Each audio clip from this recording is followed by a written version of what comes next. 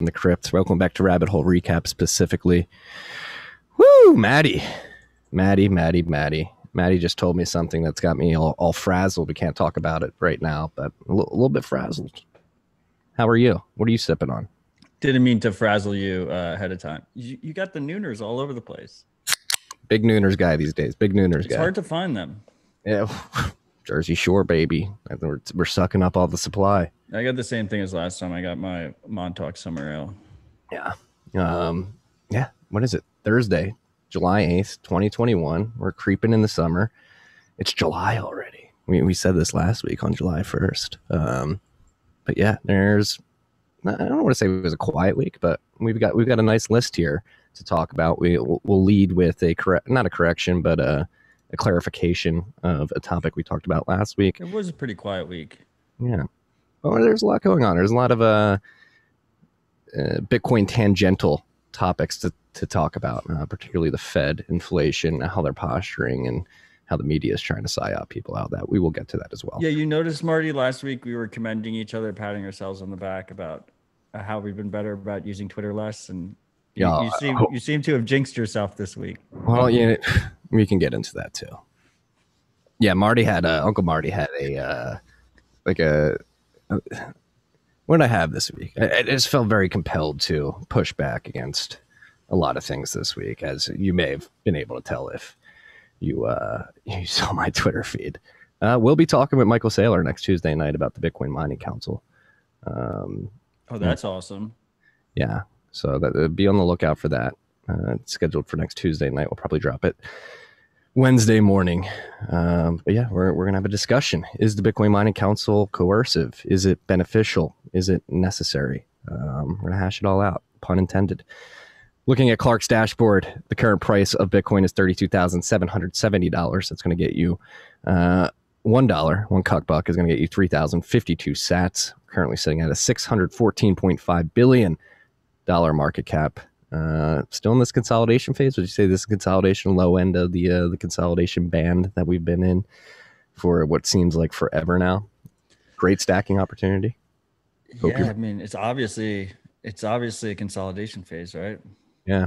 And then right after this consolidation phase, we either go two ways. We either go up or down. Yeah. Either way, it's fun. Violently. Either way, usually it's violent. Yeah. Yeah. So we're either going to 100K or 20. 20K by conference day. BitBlock Boom. August 26th, 27th. Dude, I'm pumped for BitBlock Boom. I am as well. Gary keeps extending the event. I feel like I'm gonna have to get to Dallas like on Sunday the week before. Just to participate in all of it. I love it. Love to see it. One of the best events of the year. The best event in America. I would co-sign that. Co-signed. We're currently at block height 690,187. 18,751,079 Bitcoin have been distributed to the market. That is a perfect even number there. Nothing in the decimal point. That's 89.29% of every Bitcoin that will ever be distributed to the market, which is just a little bit less than 21 million. If you freaks don't know that. We will never actually get to 21 million. It'll be like an eighth of a percentage point. Or not a percentage. It'll be like 8 decimal points to the right. Like one of whatever that number is less than 21 million. Yeah, minus all the lost coins as well. Yeah, well, they were still produced. They're just lost. Still. Did you see that guy with the garbage dump is at it again? No. No. Is he like at a dump looking for his... No, it's the famous guy that he's been... Oh, like the first time the story was posted... Now, right? Well, the first time he was a Bcasher. I think he turned into a Bcasher. But the first time it was reported, he had like 6 million pounds in the dump. He was like, I accidentally threw out my hard drive. And now it's like 250 million. So he keeps increasing his... like the amount of money he'll spend to try and recover the hard drive in this garbage dump from like 10 years ago. Well, just make it easy on yourself and use Sats or Bitcoin as your unit of account, and that'll stay static throughout all history. I like the idea that it's just all an elaborate boating accident, and he like just got caught up in the lie and just has to keep going with it because everyone's like, people are like, probably investors are probably calling him up. They're like, I'm willing to invest to try and recover your keys if we can make some money off of this. Yeah. Which leads me to another thought: was the Marcia Popescu news just a huge, elaborate boating accident? Did he pay that Costa Rican? It kind of seems like it to me. Did we not talk about that? I don't think we did. I don't think we talked about Marcia on this show.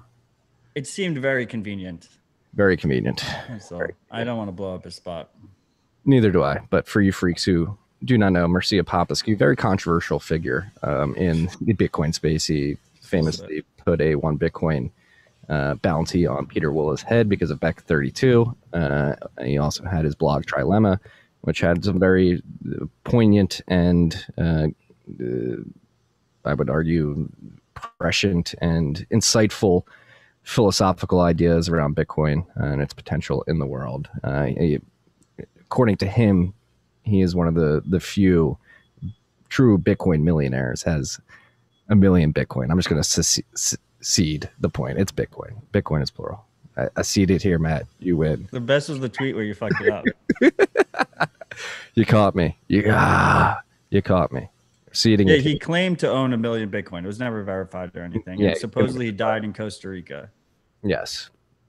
Swimming. Well, that's the other thing. Like the beach where he was, I've surfed there before. Playa Hermosa, just north of Jaco or south of Jaco, wherever. There, it's pretty heavy. It's crocodile infested too. The ocean. Yeah, but you would fake your death in the dangerous part. Yeah, exactly. The rips there are heavy. It's a heavy beach break. If you are swimming there without a board, I could see how you could drown. But like you just mentioned, Matt, it's like a perfect scenario too. It's just like he's living there under this known name, and like that's the known name that they report. I don't know. It just the whole thing kind of reeked to me. Yeah, well, but it is what it is. See, if you're listening, you're still alive. There's no way he listens to the show if he's still enjoy alive. your stash. Back to the dashboard. We are currently so much different when I have my laptop compared to my desktop. My desktop's massive. I can find everything very easily. That's what I'm used to. Visually, now I'm on my desktop or my laptop looking for the difficult to retarget. We are another even number. We're exactly 1,300 blocks away from the next difficulty adjustment, which is currently estimated to be on July 21st, 2021, obviously. And the estimated change is negative 10.1%, and that is because blocks are coming in at 11 minutes and 8 seconds per block. That's 1 minute and 8 seconds above the 10-minute block target. So it seems that we will have another, as of right now, double-digit difficulty adjustment downward. And we are 716 blocks away from the last epoch. So that's some good data. That's a good amount of data to have an accurate reading on that at this point. We'll see how much hash gets plugged in between now and 1,300 blocks into the future, whether that changes or how much hash comes off the network and change the other way. Currently, this number is pumping, dude. Samurai unspent capacity at 3,218.19 BTC. That's 106.0 million cuck bucks. What's the number? 3,218. That pumped like almost 10%. So just to be clear, we have a freak, Hyperbole, who's also tracking unspent capacity. His website is what I redirect to for whirlpoolstats.com. Mm-hmm. And he shows a lower number. I think his number is like 2,500 Bitcoin. And that's because Clark counts like the premix right before it goes in. So it's actually I would say that Hyperbole's number is probably a little bit more useful. Okay. Clark basically counts the coin that's waiting to mix. Okay. So Clark's is more responsive because you actually go through the transaction zero process where you set up getting ready to go into the mix.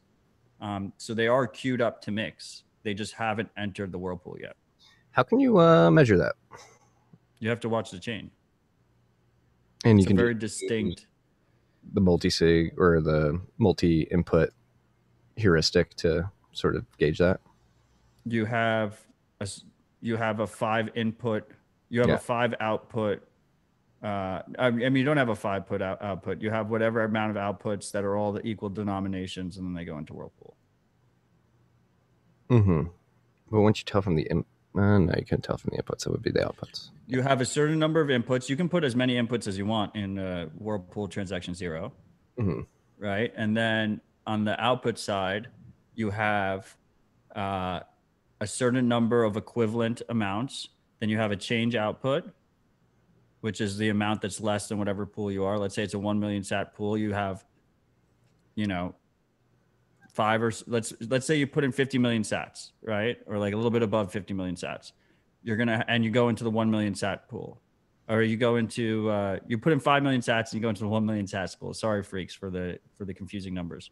You get five 1 million sat UTXOs. You get a little bit of a change output, whatever the remainder is there, and then you get the fee that goes to Samurai. So it's a very distinctive chain footprint. Yeah. The beauty of Bitcoin, the beauty of the blockchain.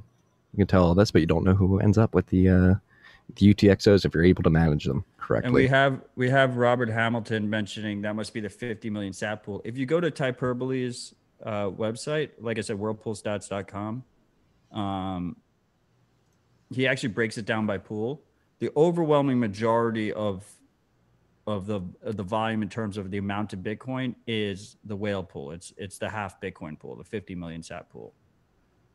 If you go by count, like the amount of UTXOs, it's not, right? But if you go by the sheer monetary value, it's that big ass pool is the one that has the most volume.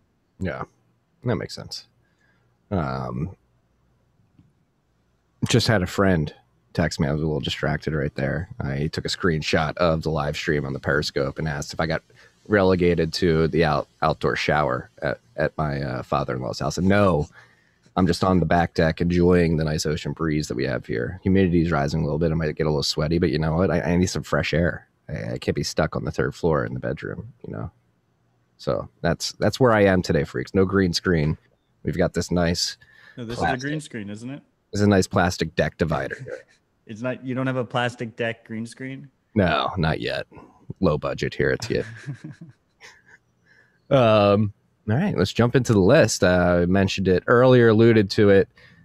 We talked about the Spectre Windows vulnerability. Apparently, it was a false alarm. What the hell happened? How did we get false alarms so hard? Well, look, the number one thing here is that before they checked if it was a false alarm and did all their due diligence, they released a warning to users, right? Which I think Third on the side of caution, right? And they could have easily. There's a lot of teams that would have been like, no, let's check everything before we release a statement, right? And then there's teams that are like in the middle, and then there's teams that'll just immediately release. So it's good that they immediately released. It turned out to be a false alarm, and there was no Trojan attached to it. This was just the Windows binary of Spectre. And the good thing here is that they've learned their lesson about maintaining a safe build environment when they're creating these binaries, right? Because K9ert, who was doing the Windows build process to create the little exe that you install on your Windows machine, was using the same Windows computer that his kid was using for video games. So now they're going to use a dedicated machine as they always should have been. makes sense. And hopefully it also lit a fire under all the other Bitcoin projects' ass to, if they were doing it, like to just quietly improve their process as well, right? Agreed. Shout out to the Ledger security team who helped them figure all this out. I guess they work together. But yes, hopefully this does set I don't want to say precedent, I'm trying to think of the right word. This does entice other teams working on similar products to upgrade their system security if it is as leaky as this particular devs was. So see, in this situation, right, no one who really cares about security or privacy uses Windows. But there's a lot of Spectre users that want a Windows binary.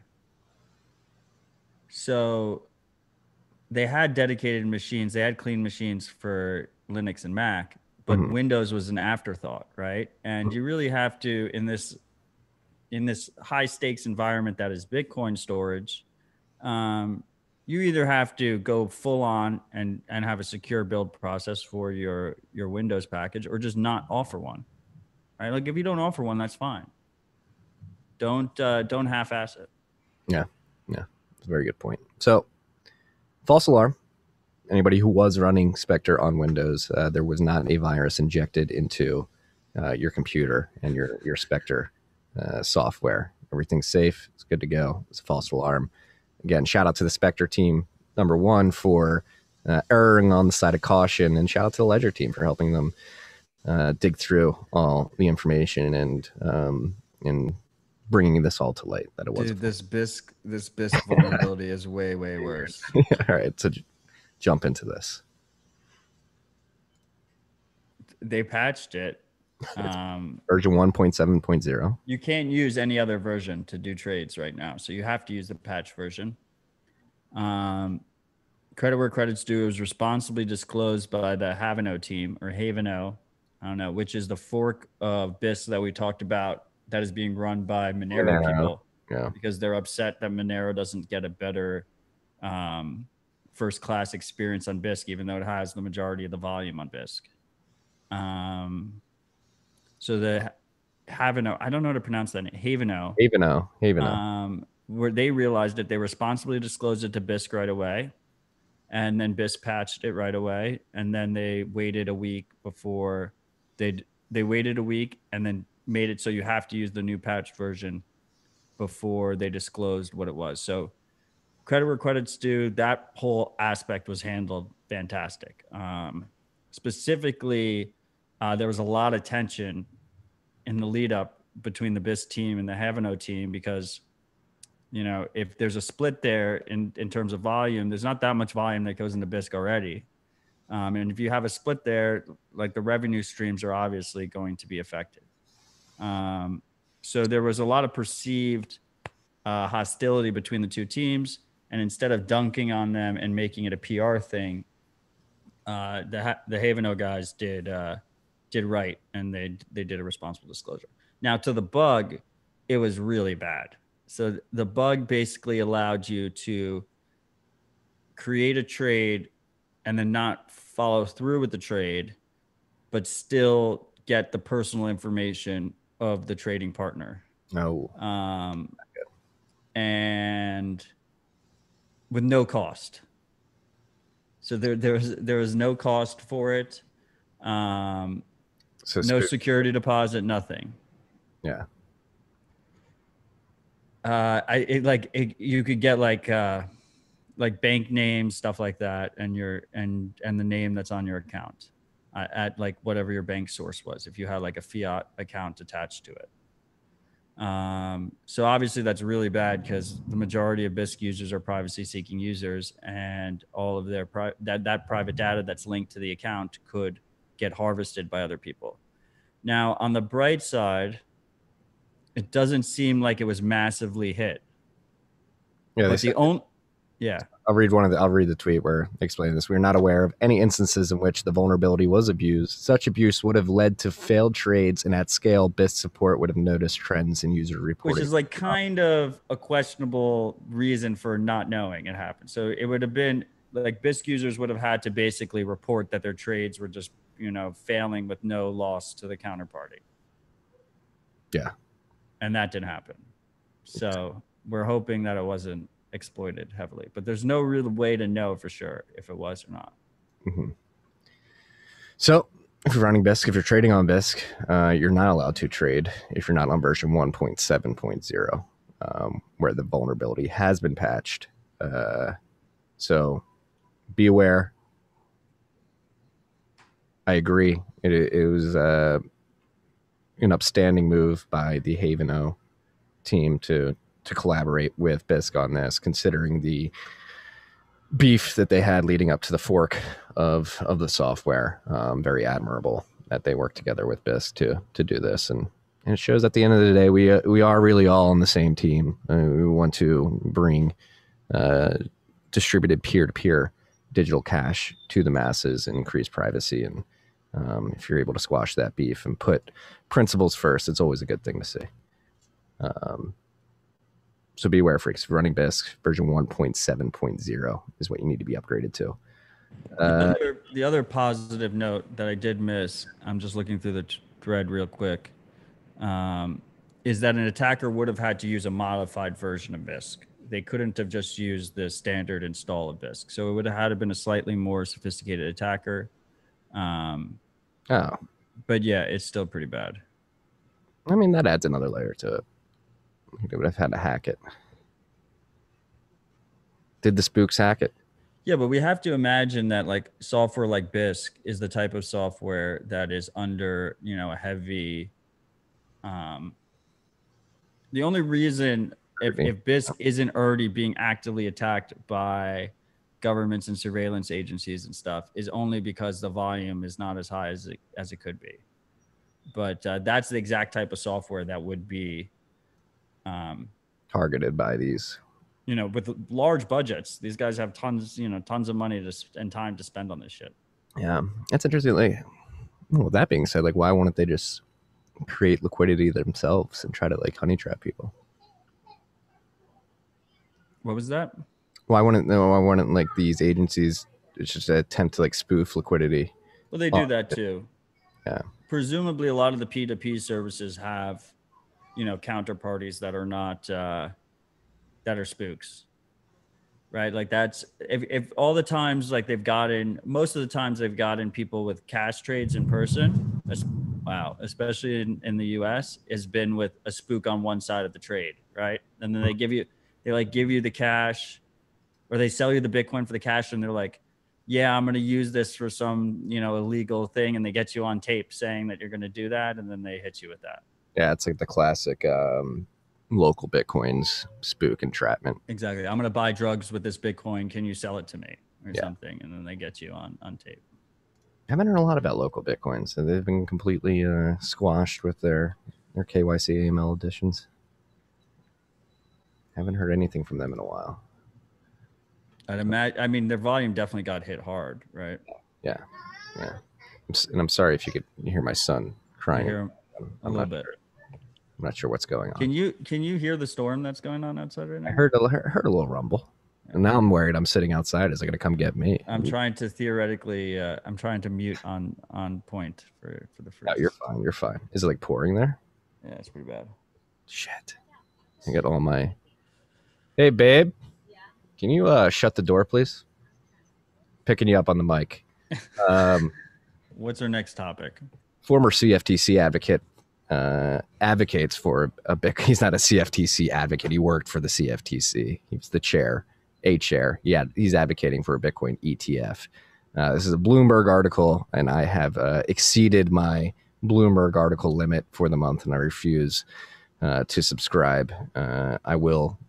Bloomberg, if you're listening, Michael, I will pay Lightning Network enabled paywalls. You can get through the Bloomberg paywall with an archive link. Yeah, the archive link. But you didn't provide that for me. But from what I remember, people talking about the CFTC chair. Was it Giancarlo? Who was it? No. He was Jay Clayton. Jay Clayton. No, it wasn't him either. Timothy Massad. Okay. Massad. Interesting last name there. With an A. Okay. Just one letter off. What's the gist of it, since I haven't read the article yet? I mean, I don't know. He's just like, we should have an ETF. Yeah. It's like pretty straightforward. You can just read the headline.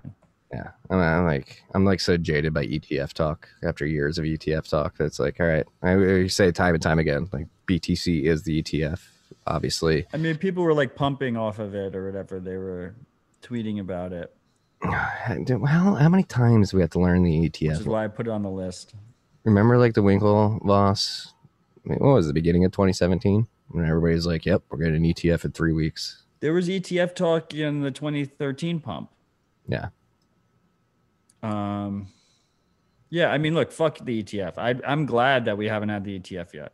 Yeah, me as well. It's ridiculous that I both agree that it's ridiculous that we don't have an ETF and that it's actually kind of a blessing in disguise that we don't yet, because it forces people to at least use a little bit more sovereign methods of buying Bitcoin than just buying the ETF. How much supply do you think an ETF launched? What do you mean? How much would it take? Well, right. Imagine if it were launched in 2013. Imagine if it were launched in 2017. It would take so much. Look at GBTC. GBTC is a shitty fucking product. It's not even a real ETF, and it's taken up so much Bitcoin. Yeah. It just can't. It's like, I mean, recently it's been going down, but in general, it's just a straight line up. Yeah. Yeah.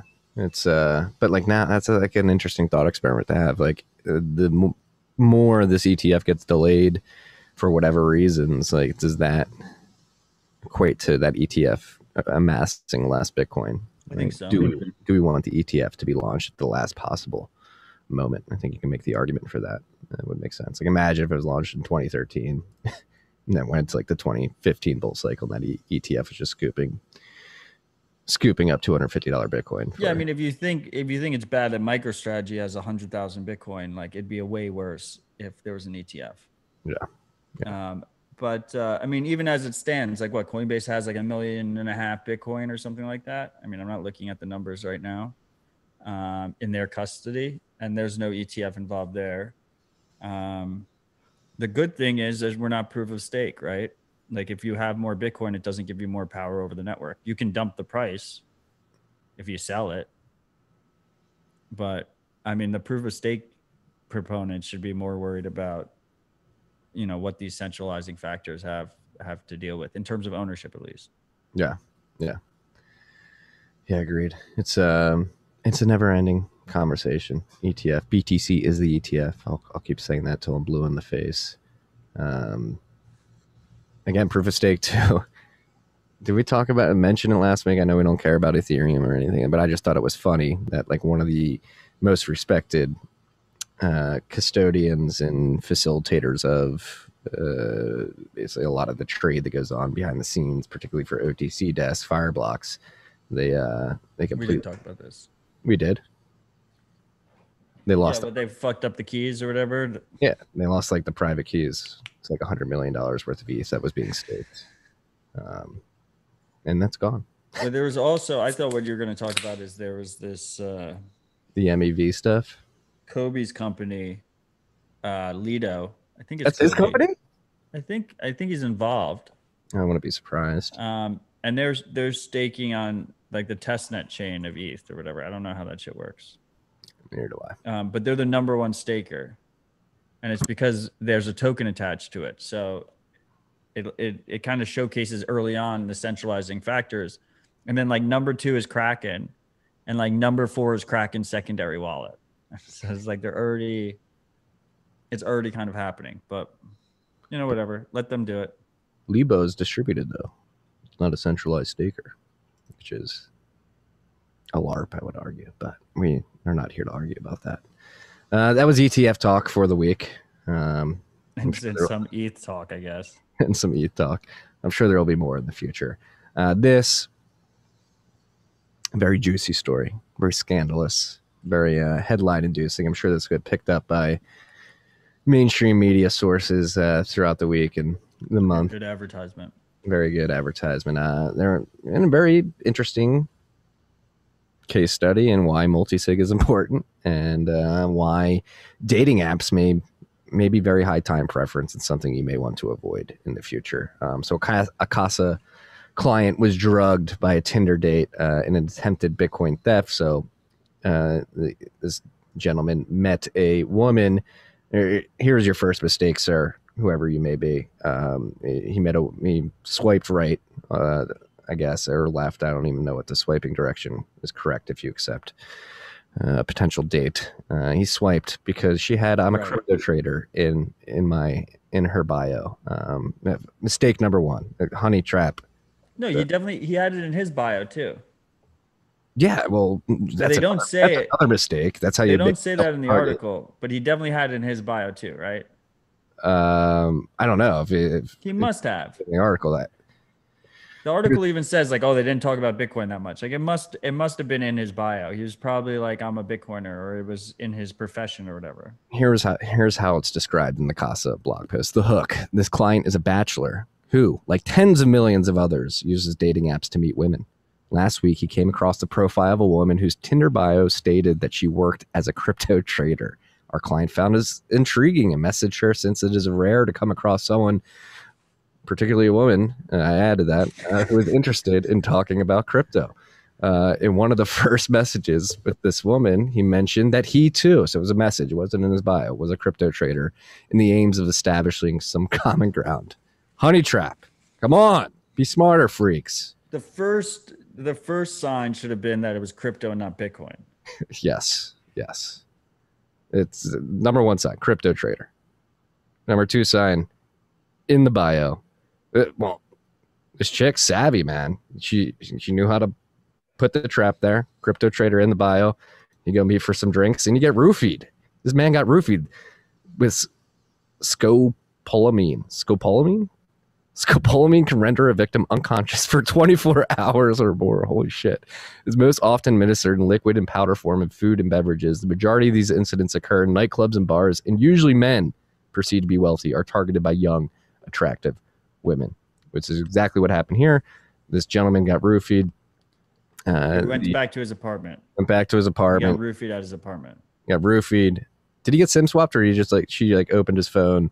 She took his phone and made him put his password in. Yeah, and he used his 2FA to basically drain his Coinbase account, I think he said. But luckily for him, he had most of his stash in Casa's multisig. And enter advertisement.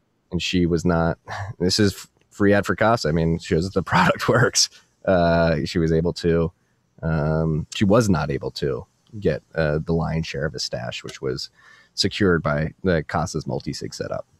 So a very depressing story with a good, very strong silver lining, which is a man fell for a honey trap on Tinder, got roofied, had some of his exchange coins taken from him, but most of his Bitcoin were secure. Dating apps, high time preference. That's all I'm gonna say. Disagree. There's too much optionality. He made a lot of mistakes. I don't think the dating app was the mistake. The dating app, it's like you have too much. Marty, you were married before dating apps existed. Match.com existed. Have you ever used Tinder? Harmony. Funny story. I've used Tinder, but it was because I had no idea what it was. It was back when I was still on Facebook. Boomer Marty. I was back when I was still on Facebook, and I had my friends from high school. I guess there was some sign up link, referral code or whatever. I don't know what it was. It was literally when Tinder first came out. The app icon looks nothing like it does today. And I just clicked it and downloaded. I was dating my wife at the time. I think we were a year and a half into our relationship. I was just what is this app everybody's downloading? I'm sure it was a mistake. Connected it to Facebook, and I'm started swipe. I was oh shit, this is a dating app, and I had to come clean to my. Well, anyway, I downloaded this app. I had no idea it was a dating app. I'm sorry.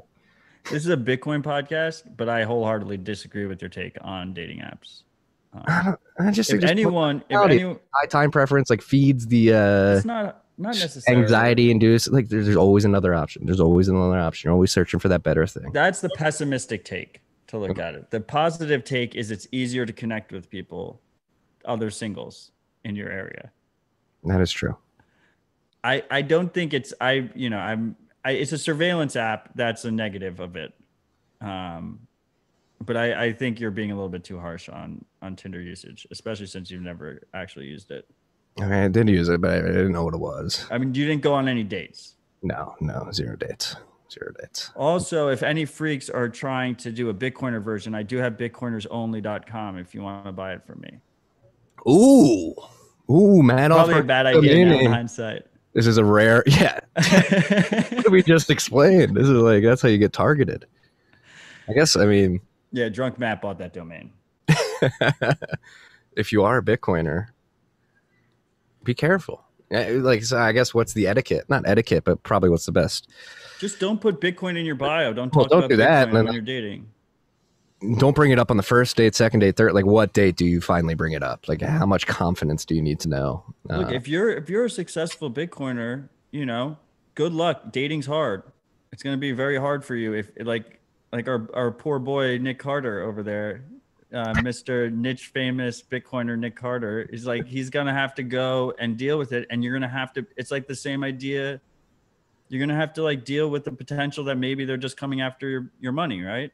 It's just, it's not a new phenomenon. It's just with Bitcoin instead of fiat.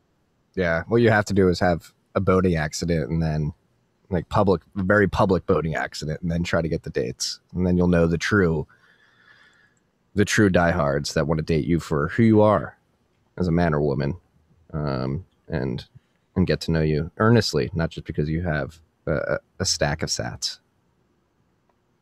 Be careful out there, freaks. Be careful, man, and women. There's a lot of people targeting you out there. Hey, to give my point and what I tweeted out, like, leverage your friend and family group if you can. Obviously, not everybody can. Not everybody has a large friends and family group, but it is a nice way. You know, the people are at least culturally similar to you and share some values and like the people that you like. That helps ease things. Well, we can agree to disagree.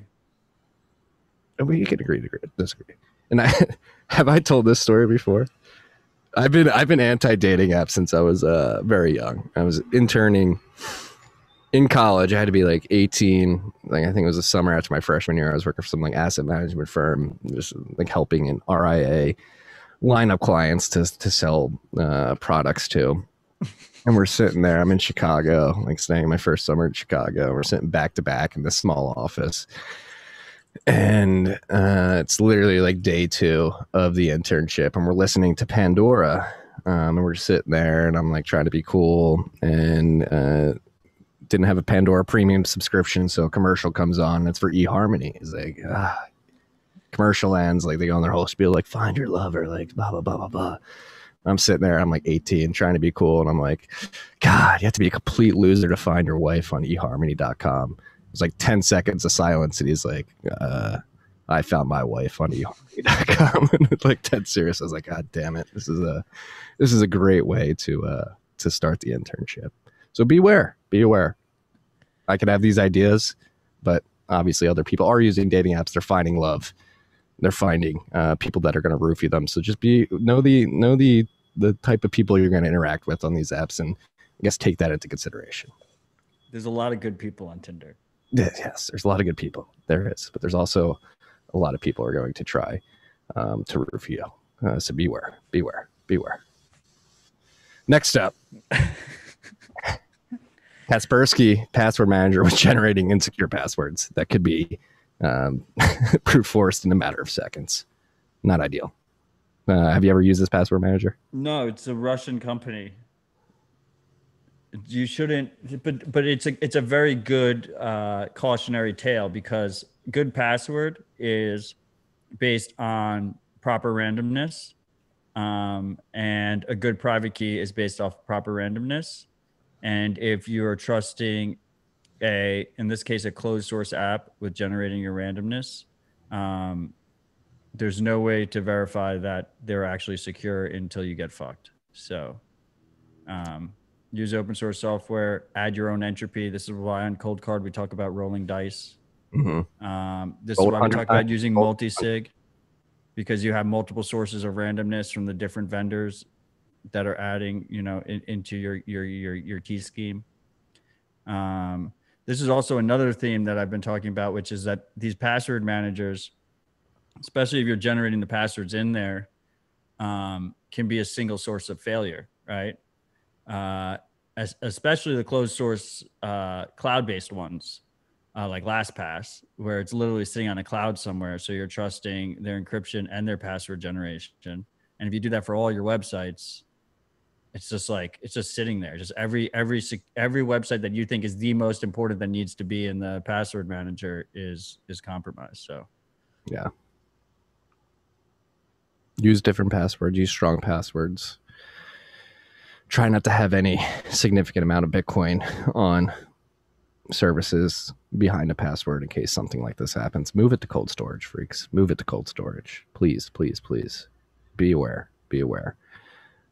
Speaking of cold storage, if you're looking to move your Bitcoin from cold storage from Bybit, which is an exchange that just allows leverage trading. It's just like a BitMEX Hydra, I guess you could say. Is that how you describe Bybit? I don't know. We got Greg Zaj in the fucking live chat. He's distracting me. Bybit adding KYC, inevitable. Yeah, I mean, you're getting distracted by the comments. Is one thing. Is one thing I talk about. Like, just don't get distracted. You can read them, just don't get distracted by them. Bybit is essentially a BitMEX. They allow you to trade shitcoins too. I don't know. I don't know either. They definitely let you do leverage like BitMEX does. Yeah, probably. I've never used Bybit. Neither have I. But why we're bringing it up, they're adding obviously the typical shitcoin casino or leverage margin trading casino pops up. They entice people with, hey, we're no KYC, no AML. Come trade with us. We'll let you trade as much as you want and send as much Bitcoin off our exchange whenever you want. And inevitably, as the volume on these exchanges grow, so does the scrutiny from authorities. And it seems to be what is happening with Bybit. And they are introducing stricter customer identification procedures next week. And this article was written July 6th. So starting next Monday, I imagine, they want like a facial scan and some more identification information if you want to withdraw more than 2 Bitcoin a day on the exchange. Which, with that being said, with all that being said, that is a pretty high limit still. It's like $60,000 a fucking day $4,000 right now. Yeah. But that's how Binance started, and they're going to probably start shotgun KYCing people underneath that amount, and it's going to get stricter and stricter and stricter until you end up where Binance is right now, which is basically anyone who uses it should expect to, give full KYC. I also think it's ironic that I don't know, there was like a lot of outspoken Bitcoiners that had very strong tweets about WorldCoin being ridiculous for having iris scans. But Bitcoiners are fine with facial scans to buy their Bitcoin. So what's the day? If you're getting the facial scan, you're getting the eye scan too, correct? I mean, no, but it might as well be the same thing. Right. Might as well. How could you game that? Like, what happened? You take the facial picture. NoKYConly.com. No, but like, how could you game like the facial recognition stuff? Like, what if I went through this process and just stole somebody's ID and like took a picture of like a friend? Like, I was a scummy friend and we're out getting drinks. I'm like, hey, Craig, let me see your ID. When was the last time? Let me see what you look like in your ID. Picture. Yeah, I mean, you're just fucking over your friend. But like, what's the purpose of the facial scan? That's the point I'm trying to make. Is like, when you withdraw, do you have to like take a selfie every time you withdraw? Yeah, usually they have you take a selfie with like a newspaper or something, or they have you write on a piece of paper. And remember when Binance's KYC leaked and it was just all the people like holding up their like passport with a piece of paper in their face, and they were just like taking a picture? Like that's what they make you do. But you can do it every time you withdraw. No. You do it once, and then maybe they'll do checkups on you or whatever. Yeah. It can be easily gamed, right? Like, well, the criminals they'll just buy identities. The Binance pictures. They'll just buy the Binance. Yeah, you can just buy the KYC leaks from other exchanges and stuff. But honest users get fucked. That's why KYC is the illicit activity, is because it doesn't work. Criminals get by and use it, and it just fucks honest users constantly. It's a very good point. The criminals are going to access the leaked KYC data from other exchanges and use it on Bybit, and be none the worse off for it. While the nice user who's just trading on leverage and playing the casino games because he likes risk, or she likes risk, gets fucked because they're going to have all these pictures, they're going to have all this data. And what do you think the chances are that Bybit has the system admin system security in place to secure all this personal information? Yeah. Even, do you see Morgan Stanley Morgan Stanley got compromised. I did not. What happened? A bunch of their customer data got leaked. Names, social security numbers, account balances. They had the data encrypted, but they had the encryption key on the same server. Oh my God. So you get into the server, you have the data, you're like, oh, look, here's the encryption key that we need to get this data. It's right here.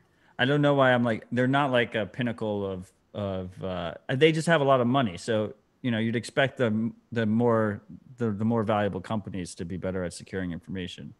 In Morgan Stanley's case, it was a third party that they were using was compromised, which is often the case. You outsource it and then they get compromised. I think in Binance's case, it was a third party too that was handling the KYC. This is why you vertically integrate and control your whole stack. No, you just assume it's all going to get leaked anyway. That as well. All of this information will get leaked. You have to assume that every piece of personal information that you have on the internet stored with a centralized third party will eventually find its way to the wider internet. Yes. While we're on this topic, we've mentioned Binance alongside Bybit. It is probably important that we bring up the topic, the letter from CZ reflecting on progress in the road ahead, which is essentially him saying, oh, like, we care about our customers. We have this SAFU fund that will make everybody whole if anything ever gets hacked. And then it's like down the line, the last 3 paragraphs, we're going to grow our international compliance team. We're going to expand our already robust compliance partnerships, and we're going to localize our operations and business to comply with local regulations. So essentially just bending his knee to global regulators after launching the exchange under the guise that they would never do this. Well, it was because, there's been all these stories like they're squeezing him, right? Yeah, he's definitely getting the pressure. They're cutting off bank access and shit like that. So yeah, but this is, again, we did this pre-recording, right? We had this conversation. This is why I love this show, because we've been saying this consistently since the very beginning. Like, this is going to happen to every one of these Hydra exchanges. That's similar to the dark net markets that pop up. And they do the same thing essentially, but they always get cucked. They always get seized. Similarly, in the Bitcoin. Seized or exit scam, basically. Yeah, similarly with these exchanges. Now I'm reading the comments and he just like writes Marty, Matt. Just I'm looking at the SO guitarist. I wonder if Odell secures his hog as well as you. You had to read it. You had to read it. He secures that hog. Don't worry. He's telling me about it. I'm kidding. I don't know. We talk about it every day. We're talking about his pig in the backyard. It's being treated well. Yeah.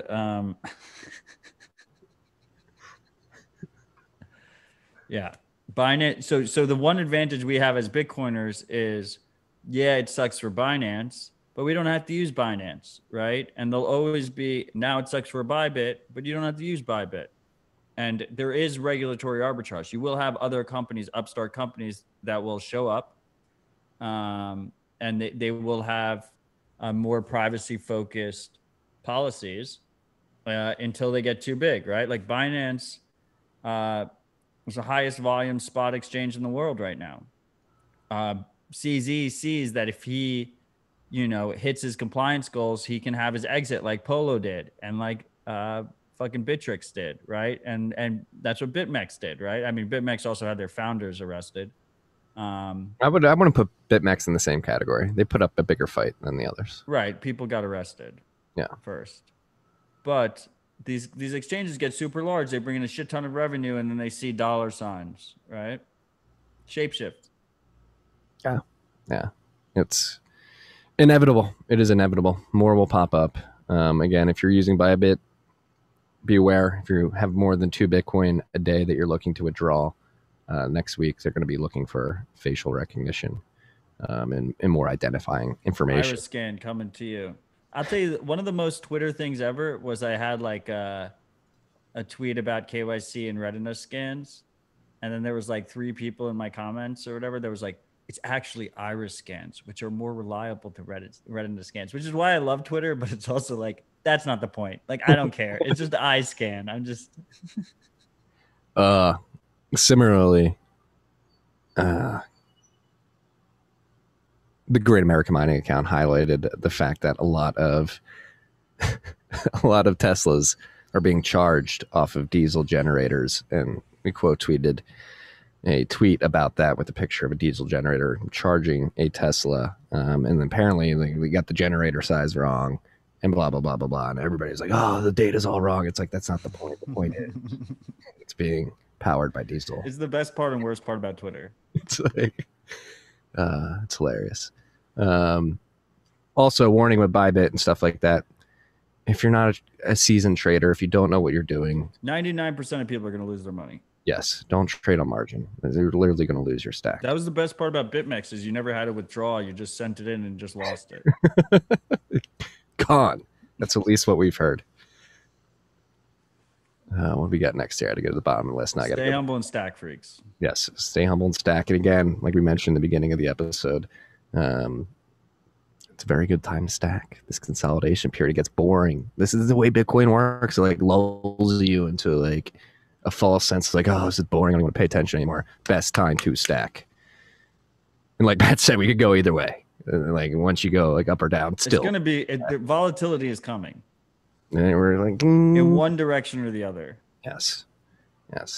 Which direction? Like no, I'm trying to get a prediction right. I haven't gotten predictions right in a while. So no more predictions. No, I have a prediction. There will be volatility. I like that. Watch, we're gonna be consolidating until 2022. Dude, the mempool's being completely fucking empty. Just being able to like right now, I don't have it up on my screen, but I bet you right now we could just pay 1 sat per byte and just get in the next block. I was so wrong about I don't know. I did a transaction yesterday. I didn't choose 1 sat. I chose like the medium speed. And what was medium? Here, let me check. I'm Catan now. I'm dying on the hill. I'm only sending 1 sat per byte. Let me see what it was. Fee market will never exist. Hey, you're talking to a miner here. I hope that fee market exists. What did I send it at? Let me see. If you're in a rush, pay 2 sats per byte. Let me see what I sent it here. Mempool.space. I sent it. My fee was 8.1 sats per byte. Not too bad. Wow, big spender. Not too bad. I sent a transaction for like 120 sats the other day. So cheap. Yeah, this one was like 1,400. Yeah, right now you need 3 sats per byte to get into the next block. Real block space demand we got there, and that's in a difficulty adjustment down period where hash is decreasing into the period. So that it's inflated from where it should be at 1 sat per byte. No. The difficulty went down, so it's easier to mine. So but it's going down again this period. Like the blocks are coming in, what'd you say, 11 minutes and 8 seconds? Yeah. So fees should be inflated a little bit until the next difficulty adjustment levels it back out. Agree. It's pretty crazy. Yes. Man, divergent here into the comments, but I think there's a good one from, not even going to try to pronounce your name, but you're saying everybody set up I2P on your node. I saw John Attack, the Bitcoin Core contributor. I forgot to cheers him for getting funding.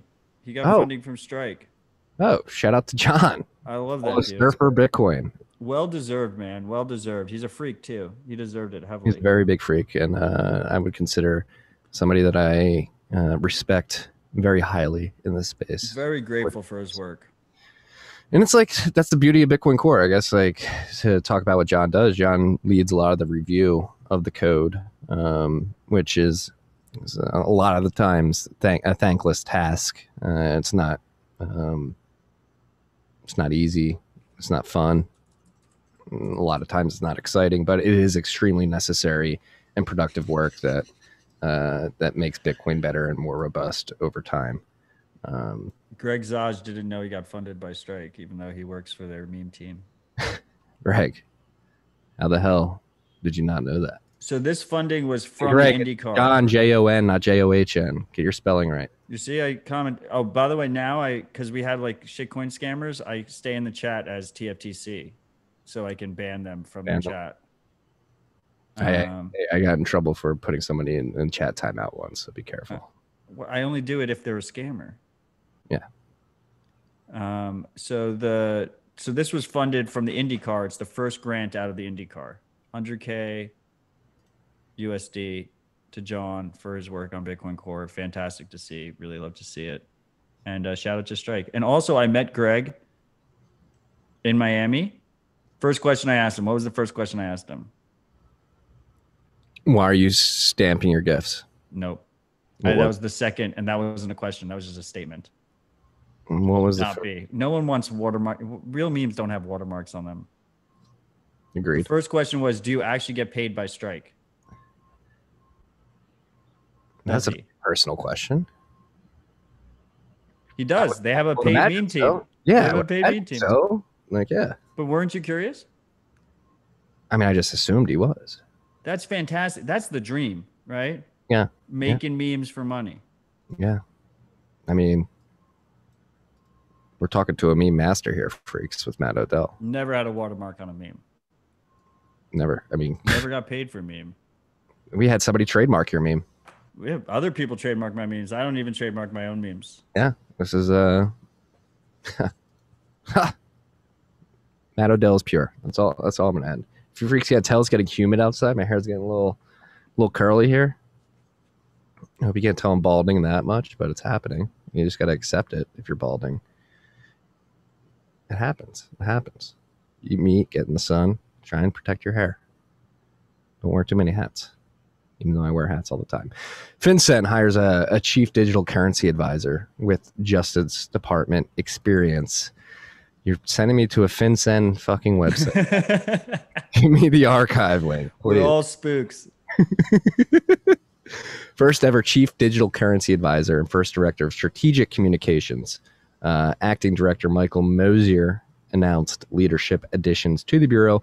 Michael Korver, who led distinguished career at the United States Department of Justice, now serves in FinCEN's first ever chief digital currency advisor. Jana Desai, formerly of the U.S. Customs and Border Protection, now serves as FinCEN's first director of strategic communications. So FinCEN is creating and filling positions that focus directly on digital currencies, Bitcoin. Do you like my quote, chief digital currency advisor? Yes. I don't know. Digital currency as a word triggers me a little bit. Well, Bitcoin is a digital currency. Yeah, but all currencies are digital now. Yeah, that's a good point. That's a good point. It's not very distinctive. Is it? But yeah, anyway, she has prosecutorial, is that a word, experience at the Justice Department. I think so. And FinCEN's hiring her to focus on Bitcoin. Oh, I said Michael Korver. It's Michelle Korver. Excuse me, freaks. I got it. You got it. That's not good. I mean, that's just that's there's a lot of first shots happening right now of a long war, in my opinion.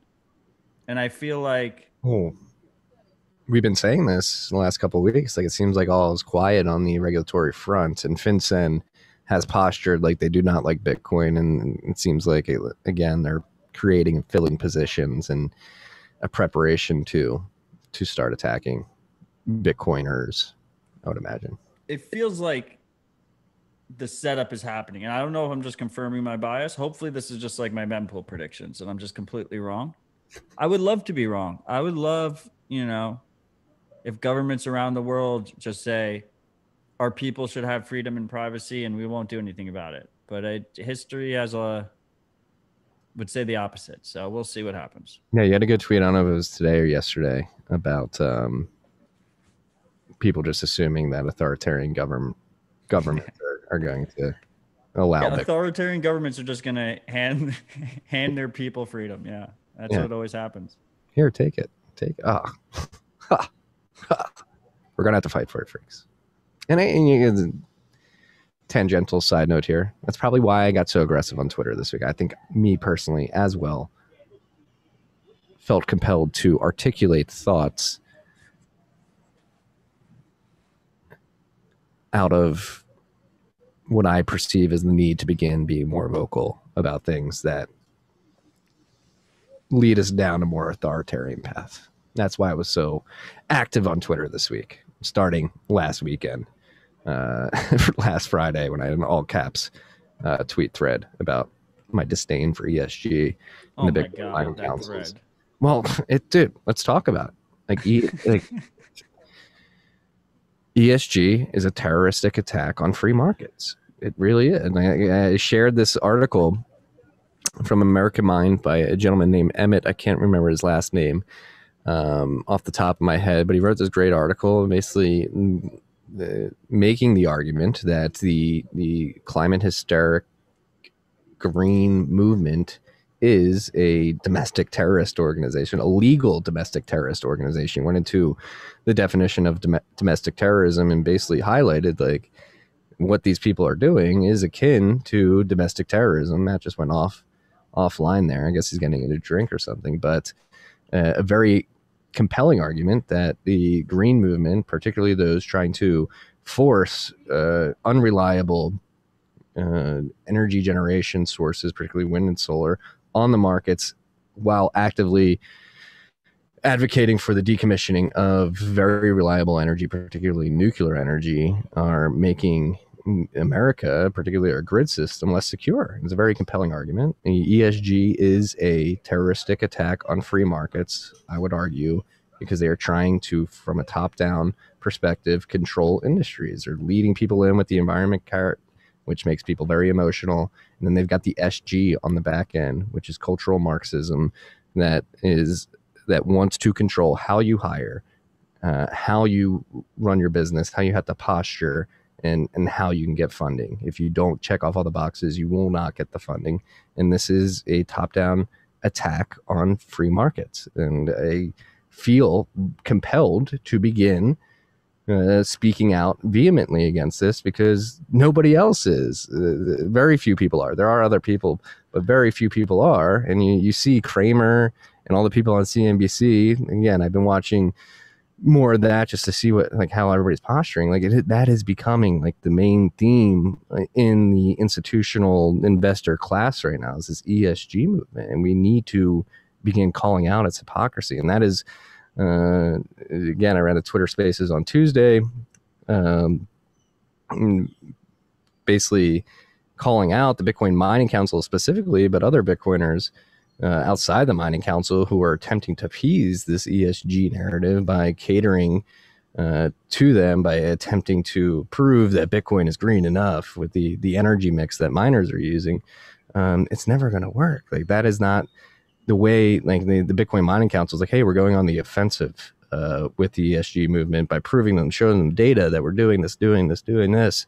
Nothing will ever appease them. We talked about this last week. You could use pure cow farts for Bitcoin mining and they wouldn't care. They'd move the goalpost. The correct way to go on the offensive is to call out the hypocrisy.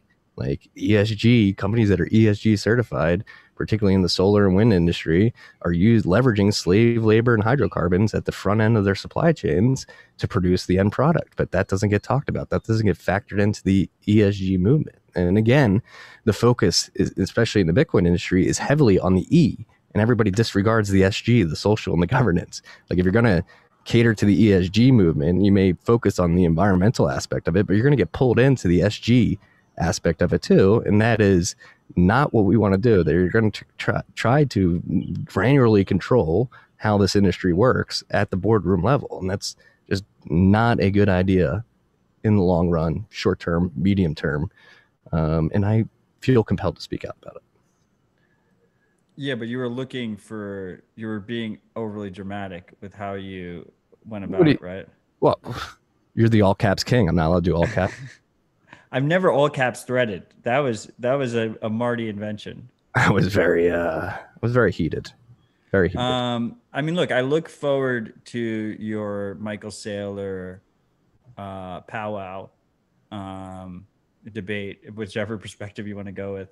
I would say I have a couple things for you, interviewer Matt. First of all, I was going to call you out because terroristic, I thought wasn't a word. It is a word, but I still don't like it. I would just say terrorist attack. I don't like the appeals to terrorism as a thing. That's like a very statist kind of. Well, It reminds this is statists, holding the mirror up. They call the oil and gas industry right? like And they're gonna call us environmental terror. terrorists. They're gonna Yes, say like people who use Bitcoin privately are terrorists and fight stuff. fire with fire, So baby. for it's to me it's sensitive, but that you can have your own strategy. I don't care. You can do what you want to do. Well, this is it's like the racist thing. Like everybody's a racist now, so like completely has destroyed the meaning of the word. Like you can't do anything without being a racist. It completely actually destroys the meaning of what true racism is. And similarly, they're doing that with terrorism. So again, like to combat these people, again, we don't appease them. You ridicule them. You hold up a mirror and you say you are a hypocrite. Like you're the terrorist, and you point out the reasons why. And that's how you fight them. You hold them to the same standard that they're attempting to hold all of us to. And you go, all right, you want to play that game? Like you're leveraging slave labor. You want to create the sustainable future on green energy that takes solar panels and wind turbines. Guess what? You need lithium-ion batteries right now. And if you look at the news headlines this week, we are approaching a point where lithium is like we're literally exacerbating the lithium deposits on the earth. We're going to mine all the lithium soon, and there's not going to be any more. Is that sustainable? Like we're in the drive to move and transition to this green energy future built on unreliable energy sources. We're going to rid the earth of all its lithium. We're not even going to be able to get to that point because there may not be enough lithium. Like pointing out all this stuff is important, and nobody is. Everybody's just trying to cater to it. Like, oh, we're using all this hydroelectric, geothermal. Marty, you convinced nobody. That's not true. It's not true. Like, again, Great American Mining, the podcast we've been doing, has been focused on these very topics heavily for many months. And we've had many, many people reach out to us like, hey, I was on the fence about this stuff, but the conversations you're having, the people you're bringing on, the valid points that you're making has sort of convinced me that what you're talking about actually makes a lot of sense.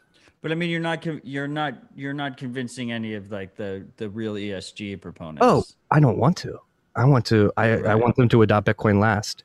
I care for the people on the sidelines watching. I don't care about those people. They don't care about us. They want to control us. We are enemies. I do not like the people you're trying to reach are the people on the sidelines, and the way you reach them is not catering to ESG. It's pointing out their hypocrisy and the logical inconsistencies that are rampant. Yeah, I mean, there's a lot of logical inconsistencies. I can agree on that. So you came out of that. You came out of that Spaces, right? You had that Twitter Spaces on Tuesday. I was recording Dispatch, so I got the tail end of the Spaces. I didn't listen to the whole thing. I was like editing Dispatch, and I was listening in the background. You might have seen my little avatar pop up. I saw you pop up there. It was like literally the last 15 minutes or something. The Spaces left, right? And one of the main people in the Spaces, I guess, was Steve Barber, right? Of Upstream Data, who's doing similar things that Great American Mining is doing, but they're doing it in Canada. In the U.S., they have some U.S. deployments. Oh, they are in the U.S. as well? Okay. And he kind of was like, and I get the vibe from you too as well, that these large mining operations in the United States are kind of doomed to just like a regulatory hellhole. And you've been saying over and over again, off-grid mining, right? Yes. But Steve took it a step further. Steve said home mining, small scale mining that's not reported, kind of, more than just off-grid mining, like unreported off-grid mining, basically on a very small scale in different areas. To me, and I completely understand, your business revolves around nat gas a lot, that fight is materially important for you. To me, as a Bitcoiner, that's not a part of that operation. I'm curious on what your viewpoint is in terms of developed world, Western countries, United States, Canada, Europe, large scale mining operations, are we going to see a similar exodus that we're seeing from China in those locales? Because it kind of seemed like that's what Steve was pointing to, like this idea that the only real profitable miners you would see in those kind of jurisdictions are going to be the smaller scale, off the record mining operations. Yeah. I don't know. I guess that's just short answers. I don't know exactly what's going to happen. I could certainly see that happening. And I think Steve makes very valid points that scale, specifically with these mining operations, will dictate how much regulatory scrutiny operations are subjected to. Yeah, we had this debate towards the end of that space. It was me, Steve, and Austin particularly went back and forth on this. Again, it depends what country you're in. I believe that the resurgence of states asserting their rights and their autonomy versus the federal government here in the United States creates a jurisdictional arbitrage from state to state that will create a competition that will disincentivize overregulation at the state level on mining operations, particularly with states that have immense amounts of energy resources that could be tapped into. It's hard to say. In general, the argument is, right, the larger you are, the bigger regulatory overhead you have. Yeah. And right? So, yes. Even if you're off grid, you could be off grid. If you're just a major operation and a lot of money is coming through your operation, you're a bigger target. But there's more leverage, right? With off grid, especially if you're mobile, modular and mobile, right? Like if a state regulator is going to come down on you and you have like the modular mobile setup, you can literally call a truck and within a day move it across state lines, plug it in somewhere else. Obviously more logistics to that. Way easier than shipping it from China or whatever. Yeah. So that, like, again, that's like a leverage point that miners have in these instances with state regulators where it's like, all right, you're going to get none of my revenue. I'm going to pick up and move and go over to North Dakota where they're not doing this. So I think that potential jurisdictional arbitrage and competition for industry, particularly the mining industry between states, will disincentivize the overregulation of the space. However, you still I could see exactly what Steve's thinking playing out as well. You're still the federal government as well, right? Yeah. Well, that's another thing I brought up in this space. So this is something I want to meme into existence. I've been trying to, is like a lot of these states with a lot of energy resources, particularly states like Wyoming, North Dakota, Texas, South Dakota, West Virginia, Kentucky, Oklahoma, that are right leaning and very, very stringent on property rights and ensuring that free markets prevail and having low tax regimes. I would like, and this is like, and Steve had some pushback on this as well, but like this is just what I'm thinking, like to disincentivize the overregulation and the sticking of the state hand in the cookie jar. I think some of these states with a lot of energy resources should themselves at the state level invest in mining infrastructure to leverage those energy resources to roll revenues into a permanent fund like Alaska does with their oil permanent fund, which allows them to pay dividend to people who decide to move to Alaska. Like Alaska literally tries to appease people to move to their state. They say, hey, we have this oil permanent fund. If you come live here, we'll give you a dividend from the fund. If you come live in our state and provide to our economy. I think that model could be played out with Bitcoin as well. So you have like Wyoming, North Dakota, Texas, Kentucky, West Virginia, create these permanent funds. You have the state invest in some mining infrastructure and they're able to roll those revenues into permanent funds that allow them to keep taxes low and incentivize industry to come in, right? You can fund highway construction, public schools, healthcare, whatever it may be, whatever your state is looking to fund with these revenues instead of having to dip into your constituencies' pockets. It's an idea I have. I think it makes sense. What do you think about that?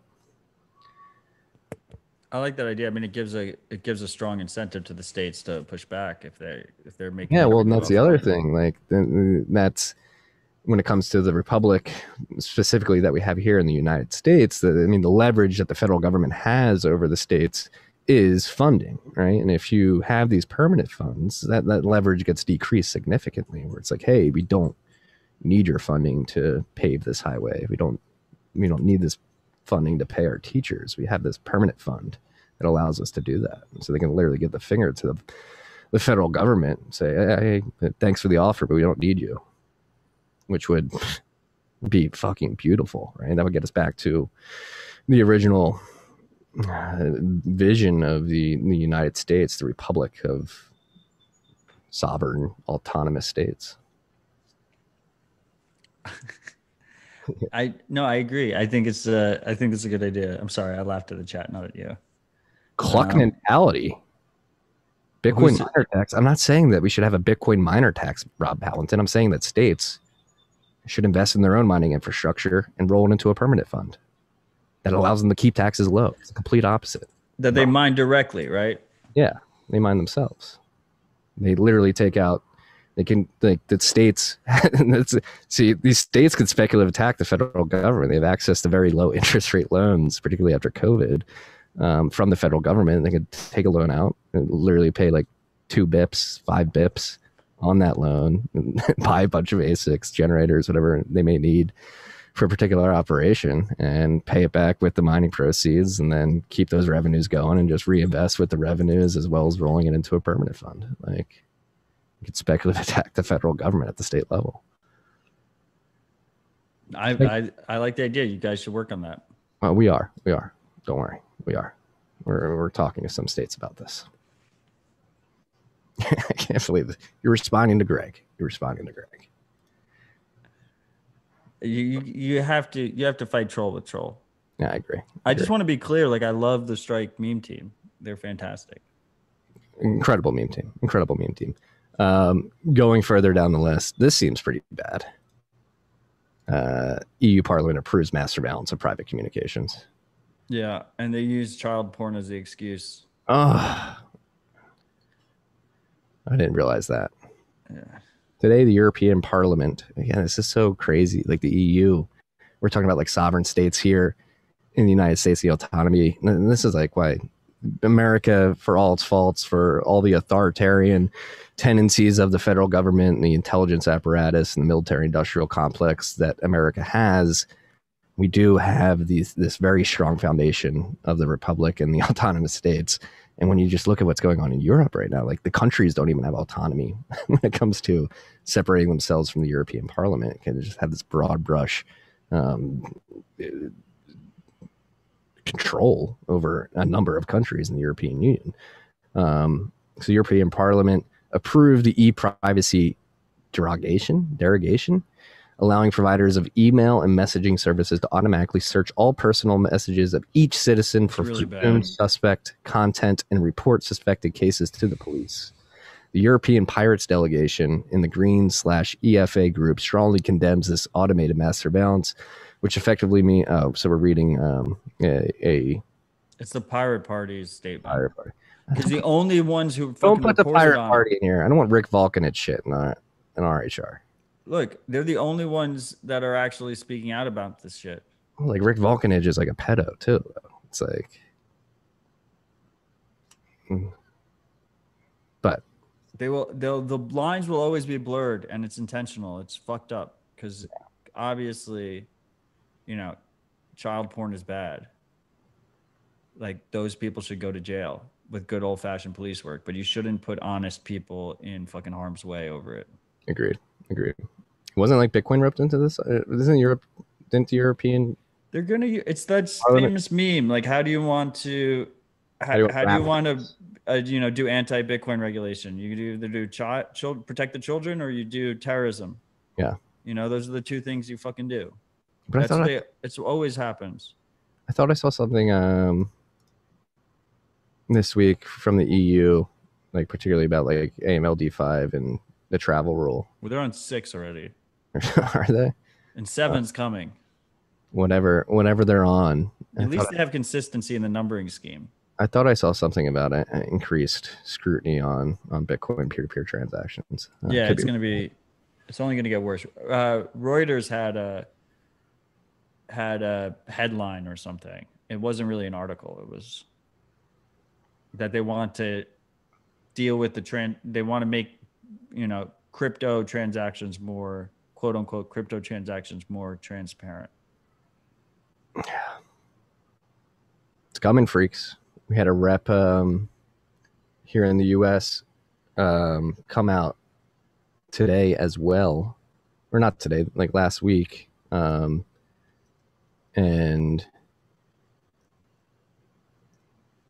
I'm sorry, I got a Great American Mining boss email or slacking me right now. I gotta say, recording RHR. That's done. What was I saying? They don't listen. What the fuck, guys? They're busy. They're busy. We're very busy. Great American Mining. Busy orange pill in states to speculate attack the U.S. government. Apparently, Yes. in all caps. God, what was it gonna? What were we talking about? Vincent or I don't know. You were like disparaging the pirate party. I don't like the Pirate Party. It's like there's like libertarian sects that will go too far. They don't have any Look, morals. politicians fucking suck. Yeah. You know, there's Agreed. It is, they have a lot of good stances, including, maybe we shouldn't just mass surveil all of our citizens. Yeah. Like, where are the other parties that are talking about that? It was like 25 people said no to this. Agreed. All right. We'll take the Pirate Party for this particular story. But with that being said, let's get the shout outs before we forget about them. There was one actually that sort of piggybacks very well on the conversation we just had. We read that last week, particularly about Steve Barber. Somebody sent in I'm way down the line here. Excuse me. Here it is. Thank you, Marty Bent, Matt Odell, Elizabeth Stark, Yassine Elmandra, Ben Prentice, Stuart Haber, and Scott Sternetta for sharing your knowledge and experience to Baruch MBA students. I'm always grateful. Charles Wong. Charles, we love you, and we're grateful that you invite us back to speak to your class every month, or excuse me, every semester. It is something that brings me much joy. And I hope Matt and I do a good job of. Is this a shout out? Yeah, it was a shout out from Charles. Oh, we love you. We do. It's again, shout out to the MBA students at Baruch College who may be listening right now. I hope if you were in any of the classes at which Matt and I have come to talk about Bitcoin, you got some knowledge and a good perspective. You can bring us back this year and Marty can give dating advice. I will not be doing that. It's a little creepy. 30-year-old college students dating advice. Ooh, What do you think the average age is of the podcast, Marty? Oh, I can actually look this up right now. Let's go. You can't. Yeah, you can. I mean, we had that stat from Anchor. What is it? Let me pull it up real quick. The freaks practice good OPSEC. You don't have a real stat. Well, I think it's like I don't know. The average age is 18 to 25-year-old male. No, it's 25 to 35, I believe. Marty, the number one advertiser demographic is 18 to 25-year-old male. Well, we don't really care about ads that much. Yeah. No, we want the higher demographic with money. This is the Bitcoin world. You want all the people who can actually spend money to buy things. Yeah, 28 to 34 is our target demo here. They've grown with us. 40% of you freaks are. They used to be 18 to 25. They used to be. 18 to 22 is 5% of the audience. Wow. 23 to 27. The Zoomers have left us. We trend older, dude. 28 to 34, 40. 35 to 44, 25%. We have 60 plus, 2%. We have Towers Comics, who thinks that the average age is 87 of the freaks. That would be awesome. I'm going to co-sign that. Well, our boomers are coming in. Next one. Whew, it's a big one. Marty, You got COVID and tried to minimize it when Matt called you out 2 weeks ago. Previously, you said that you weren't getting vaccinated and that you were young and healthy, so were confident in being able to fight off COVID infection. Yet you used an off-label drug to reduce your symptoms.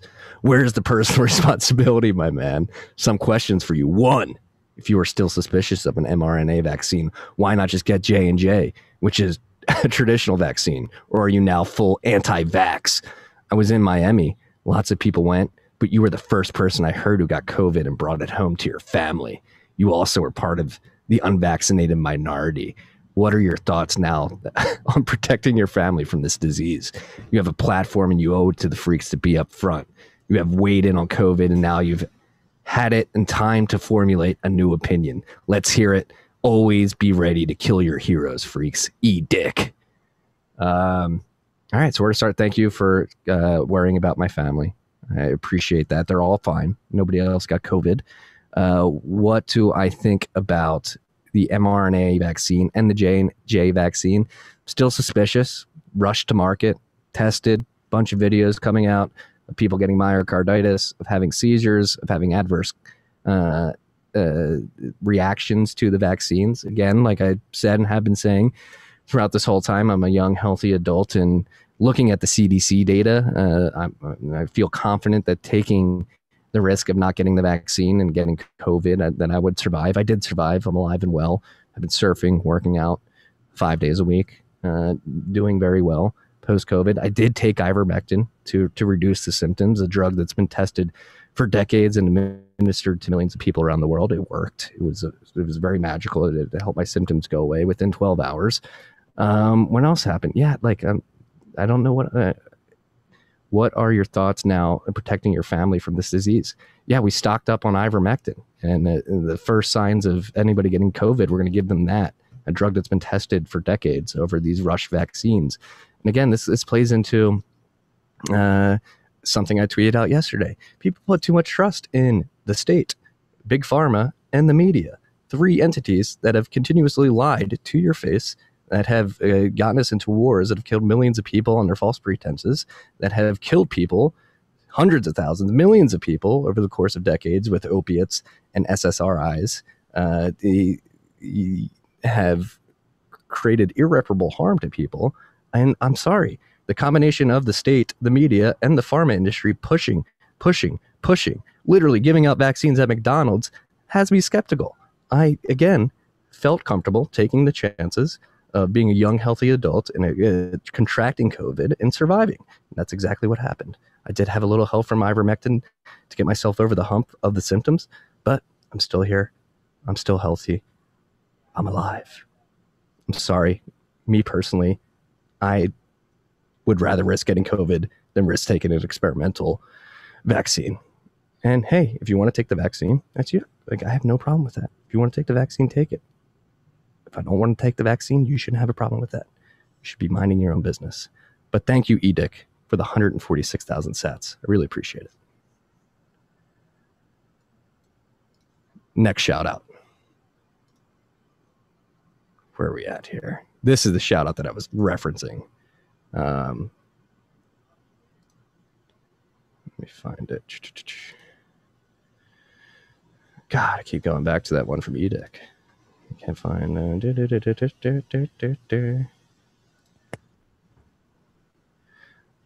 is what I was talking about. In quotes, I think this is a signal that in the future, Bitcoin mining will be more distributed by necessity. Less mega miners like the 100 plus megawatt ones we see in Texas, and more small mines on small commercial and eventually residential spaces. It's much harder for a politician to shut down a mine in someone's garage. And then he links to a CNBC article titled Bitcoin Mining Difficulty Drops After Hash Rate Collapse in China.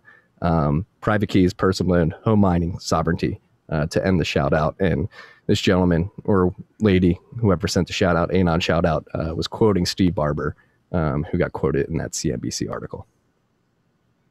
And so this is exactly what you were referencing, Matt. There you go. Home mining. Let's go. Yeah. The freaks should be trying to source ASICs right now. They're quite cheap. They're very cheap. We talked about this last week, but yes, if you want to buy new, don't buy used. If you buy new gen hardware, it's going to be your best bang for the buck in the long run. You'll ROI that much quicker and will run much longer. That's Uncle Marty's advice. This is The new hardware has also fallen in price with the massive amount of old hardware. So oh yeah. don't fuck around, just buy new shit. And the new hardware, it may fall less percentage wise in price, but I think that provides more profit margin, even if it is a smaller percentage fall in price. If you're a small miner and you get 1 or 2 bad rigs, like your cost savings have just been completely fucking wrecked just because you tried to go the used route. So yeah, don't go used. And you never know what you're getting with used miners. We've seen this at Great American Mining. Like everybody will market their used miners as pristine, in good order, but you never know. They could have been running it in fucking Louisiana in the humidity by the ocean. Could have everything all rusted, all that bullshit. Like just at this particular juncture, this time in the market, playing the used market seems a bit riskier than just buying new gen at these prices. The new gen's going to run. S9s are still running. So if you buy an S19 now and it is of the same quality of S9s, at least, you're going to be still hashing in 2026, which would be crazy. wait, what do you think is going to still be hashing in 2026? Like all the new gen hardware now. Like why? Yeah, like the S19s, the M31s or whatever.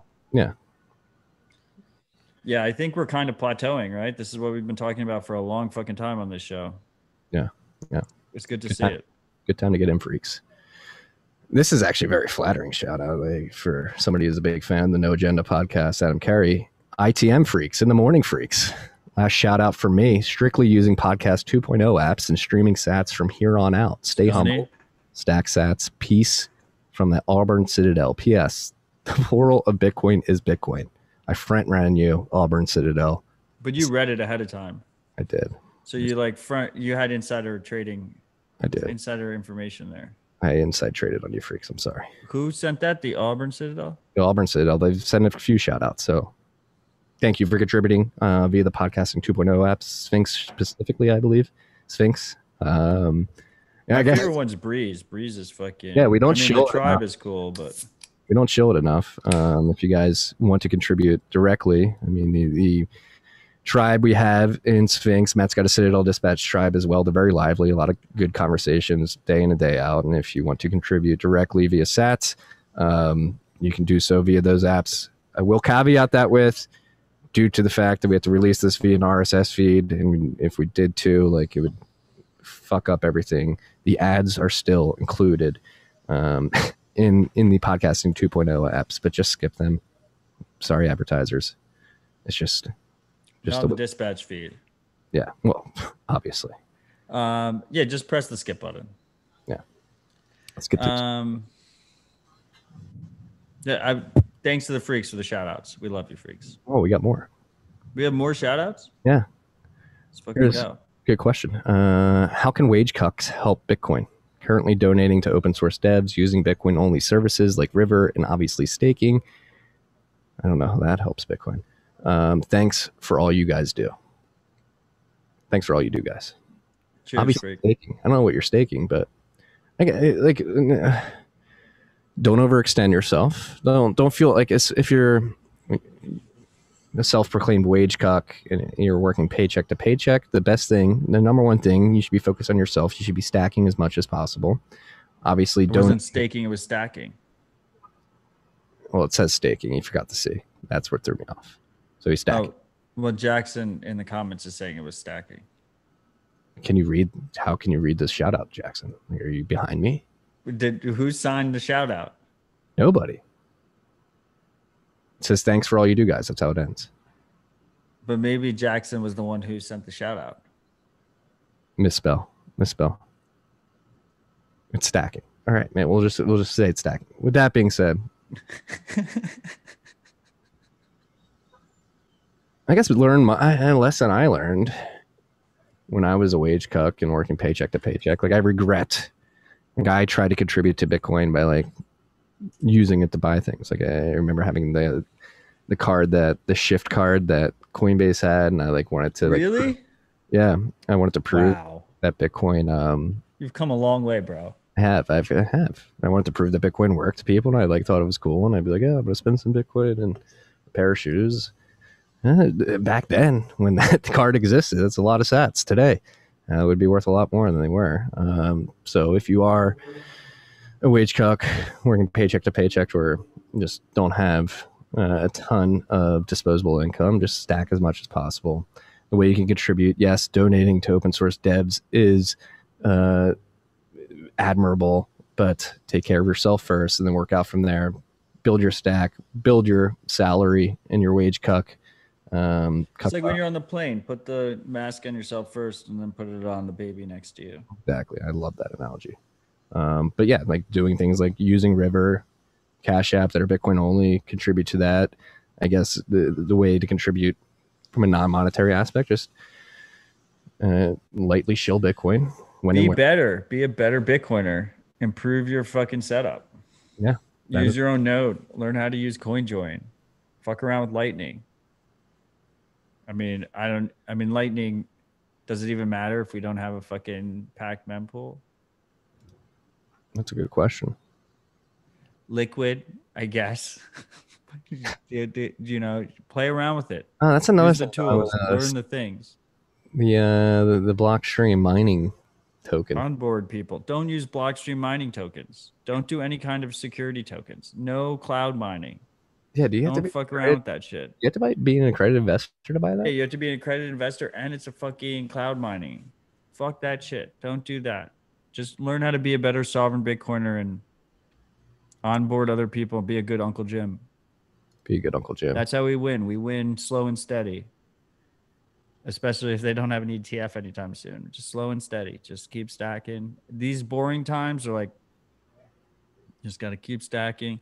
You know, it's counterintuitive. If you don't want to listen to the show, don't listen to the show. Just fucking tune it all out.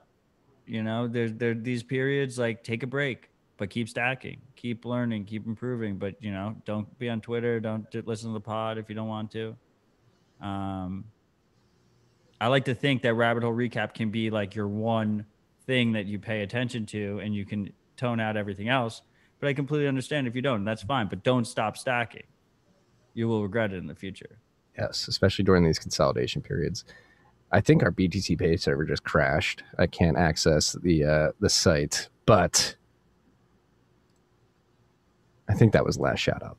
If not, I'm gonna try and get back to make sure it was last shout out. I'm pretty sure it was, but if it wasn't, we'll read the shout out next week, freak. Somebody like creating a bunch of invoices on our website right now. I would love if we're being DDoS right now. That'd be a true freak thing to do. Respect. Yeah. Just to prevent us from reading the shout outs. Oh, God. What I would give. What would you give for what? What? What would you give for what? If we were just like in the live stream and just like someone just decimated our live stream. Just knocked it offline. That's when you know we played it. That's when the CIA that would be a spill. No, if it was a freak, I would respect it. If it wasn't a freak, then you know they're trying to control us. Well, we could lean into that. Yeah, BTC Pay server seems to be down. DJ, if you're listening, we'll talk later. Next topic, we're in the software updates now. Samurai Wallet version 0.99.96i has been released. Looking at the doc notes, is there anything significant here? Oh, yeah, they have a mixing straight to cold storage, correct? That's not in the release notes. It's not. That's like an undocumented feature. Okay. Mempool. But that exists now, and Diverter wrote a great write-up on it. Yeah. That is also in the show notes. Yes. Mempool version 2.2.0 has been released. If you're running that on your local hardware, you can update that. As I just mentioned, new feature allows you to coin join directly to cold storage using Whirlpool or diverter.hostyourown.tools/samurai-storage is the link. Obviously, we'll link to that in the show notes. So yeah, that's actually a sick feature. I can't speak anymore. Feature that I've actually been waiting for. What are your thoughts on this, Matt? Sorry, Greg was beaming me, so I was. What do you think about the mixing straight to cold storage? I Jesus. think that's a great feature. I think it could be super useful. Right now, it's command line only. Um, and because it's command line only, obviously it's less accessible. But it is there. The feature's there, and this is usually how Samurai does things. They release it for the more hardcores, and you have to use command line, and then ultimately it'll get into the pretty UX of Samurai Wallet itself. But what's really cool about this is you can get the benefits of sitting in a post-mix Whirlpool transaction because constant remixes are happening. Not for your transaction, but your partners in your Whirlpool round, they're constantly remixing. So it increases your privacy passively while it's sitting in cold storage. And then you have the post-mix tools that you can spend directly when it comes time. Now, the negative of diverter setup is when it comes time to actually spend your transaction, I believe you have to bring your keys online, but I might be mistaken there. Yeah, this is obviously a major use case for stackers, right? Like you want to be able to stack and just go straight to your multi-sig and just have it not lose. You don't want the anonymity set to degrade. And then when it comes time to spend, you want to be able to then go and spend. Right now, if you want to use the post-mix tools, you have to be in a single sig, Samurai Wallet, cold storage. You can't be in multi-sig. But still, you could do the same thing and just not have the post-mix tools. It's a nice extra tool in our toolbox. Yeah, and it's something I like. It's the less touch points you need with this stuff. I can go straight to cold storage. Like that's ideal to me, at least, as somebody who considers himself like a lazy Bitcoiner to some extent. Shout out to all of our lazy Bitcoiners out there. It's a good meme, Greg. It's a good meme. You did good. It's a very good watermark. Look, it's all about the freaks, Marty. What else do we have? We're in the middle of the summer. The freaks listening on the podcast the mempools are empty. The freaks listening on the podcast apps don't like us talking to the comments, so we need to reduce it. We've gone for 3 years every single week. We have joined the freaks, mostly on Thursdays, sometimes on Fridays, occasionally on Wednesdays. On Saturdays. Has there been? Oh yeah, only if we're live on Saturdays, which means we've traveled to meet freaks. And this is what it's about. It's about embracing the freaks. I like your meme, Greg. The watermark, Yeah, watermark's sweet. Get rid of the watermarks. Mango. I'm going to mango. I've had a pineapple, grapefruit. Now we're going to go mango. Brentag paid a 70 Bitcoin ransom to DarkSide in May. So this is another report from Bleeping Computer, which has been putting out a lot of good content in regards to these ransomware attacks. And so the U.S. chemical distributor, what are they named again? Brentag basically came public and described the nature of their attack and what they did. And so apparently they paid 70 BTC to this was DarkSide as well, I believe. Yeah, it's DarkSide. I mean, you don't have this on the list. I saw you tweeting about it. The first Monero only ransomware. I think that's why Zuku blocked me. Zuku blocked you? Yeah, we were following each other and he blocked me. Spooko blocked Unprovoked. Spooko? Yeah. No, he really blocked you? Yeah, he blocked me on July 5th, the same day I tweeted out the only Monero only ransomware. Giacomo or Zuku? No, Zuku Wilcox of Zcash. Yeah. Wow. So the Brentag thing, what's interesting about the Brentag thing, sorry, I had like a little bit of connection issue there. What? Very interesting. The Brentag thing, they also got a bunch of customer files taken. They're like a chemical company or some shit. I've never heard of them. But they had 150 gigs of fucking customer files were taken. So that's fucked up. And they paid 70 Bitcoin at a much higher price. And they still... for their ransomware. And they still got their shit jacked. They still got their shit jacked. The Monero only one, I think I was incorrect. I think there was Bitcoin. There was like mixed reports about whether or not Bitcoin was accepted. Um, but at least there seemed like there was a substantial discount for Monero. Mm-hmm. All right, we'll continue to track that. The screenshot only showed Monero. Like the screenshot they showed of pay your ransomware was Monero only. Yeah. And that wasn't DarkSide, I don't think. That was a new one. Yeah, it was a new one. Was it Revel? It was Revel. It's this big one that they keep talking about. Did you realize what happened to that one?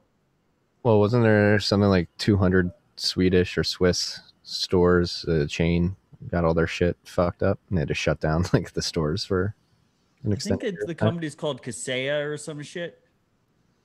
Yeah, it's like And Swedish. no. So maybe there was a Swedish store that got fucked, like chain that got fucked, but it was like a management firm's they like make software to manage your own company, right? And they use the back door of that software to get into their clients. So it wasn't like they used the vulnerability of a third party that all the other companies were relying on. And then they ransomed the company that provided the software to say, like, if you want your clients to get their shit back, you have to pay us the big sum, which I think is $70 million of Bitcoin. Could you imagine sending out like a blast email to your clients? Hey, we just got ransomware attack. They want to give you your information back. Can you help us? Can you send Bitcoin to this address, please? Ransomware, growing theme. Seems like every week, more and more and more of all this stuff is coming up. It's coming up.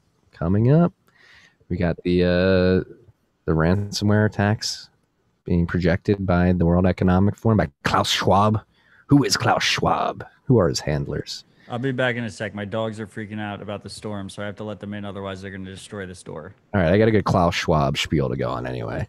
I tweeted that out last night. Who is Klaus Schwab? Who are his handlers? And thank you, freaks, for responding with very good information, a lot of which I've already watched and read. It is a rhetorical tweet to get more people asking this question. Who is Klaus Schwab? Who is this gentleman?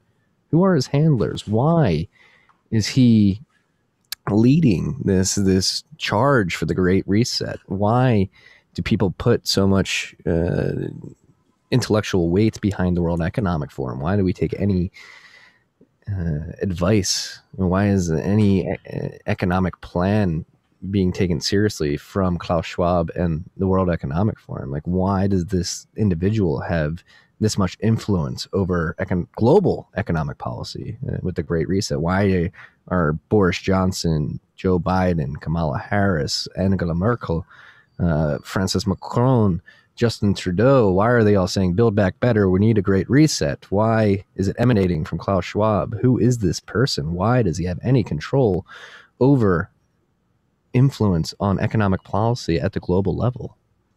Who is he? Again, it's a question. Do you not know who he is? No, I do know who he. Again, you missed it. I said I posed it as a rhetorical question because I want more people to. It's like the fourth episode that you're asking who he is. Well, again, like more and more and more. Like, who is this? If you look into it, he's got Nazi ties in his family. He's a Rothschild. He's very close with Henry Kissinger, who is probably one of the most evil people to ever walk the earth and represent America.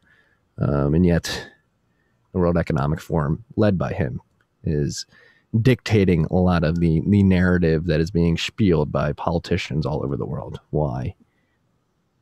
I mean, he doesn't watermark his memes, though. Well, he doesn't make any memes. He's got a podcast, though. He's got a Great Reset podcast. Hey, in 2030, you're going to own nothing and you're going to be happy. It's literally the message. They're pushing the eat the bugs. Let's go to unreliable, renewable energy. Why does Klaus Schwab have any influence on narrative, on policy, on anything? What has he done? This dude seemingly just topped out of nowhere and is pushing the Great Reset, build back better. We need to chip everybody. We need these central bank digital currencies. Why does anybody listen to him? Why are these politicians parroting his phrases? Look into it. Look into it. Yeah, shut down nuclear power plants. This is like another thing in Switzerland. So like we talked about the Indian Point power plant in New York having their problems with the grid last week, and it's this week. This Swiss government came out and said they're decommissioning for all of their nuclear power plants, and I don't think they have a solid replenishment plan for that power generation. And this is another thing. Like, it's a week for Uncle Marty where he's like, all right, controlled demolition. These people are just Klaus Schwab and crew are just controlled demolishing the economy to usher in the Great Reset and all this bullshit. It was that week in my mind where I'm thinking that way. Go back and forth. Like, is it Occam's razor? Is it incompetence? Or is there a plan? This week I'm like, maybe there's a plan. Just because it's just like too good to be true that they're decommissioning all this reliable nuclear around the world without any sufficient backup plans. It just seems too good to be true that it's that level of incompetence around the world. Any thoughts on that, Matt? Oh, so he's the founder of the World Economic Forum. Yes, I mentioned that. Oh, okay. Yeah. I'm on his Wikipedia. Apparently his mom was a Rothschild. And Kissinger isn't dead yet. I could have sworn he was dead. This is what's going to get us banned from YouTube. Just watch. Told you. Marty just said it. Yeah, it's going to be me. I always knew it was going to be me. Told you. Speaking always knew it was going to be you, and you said it was going to be me.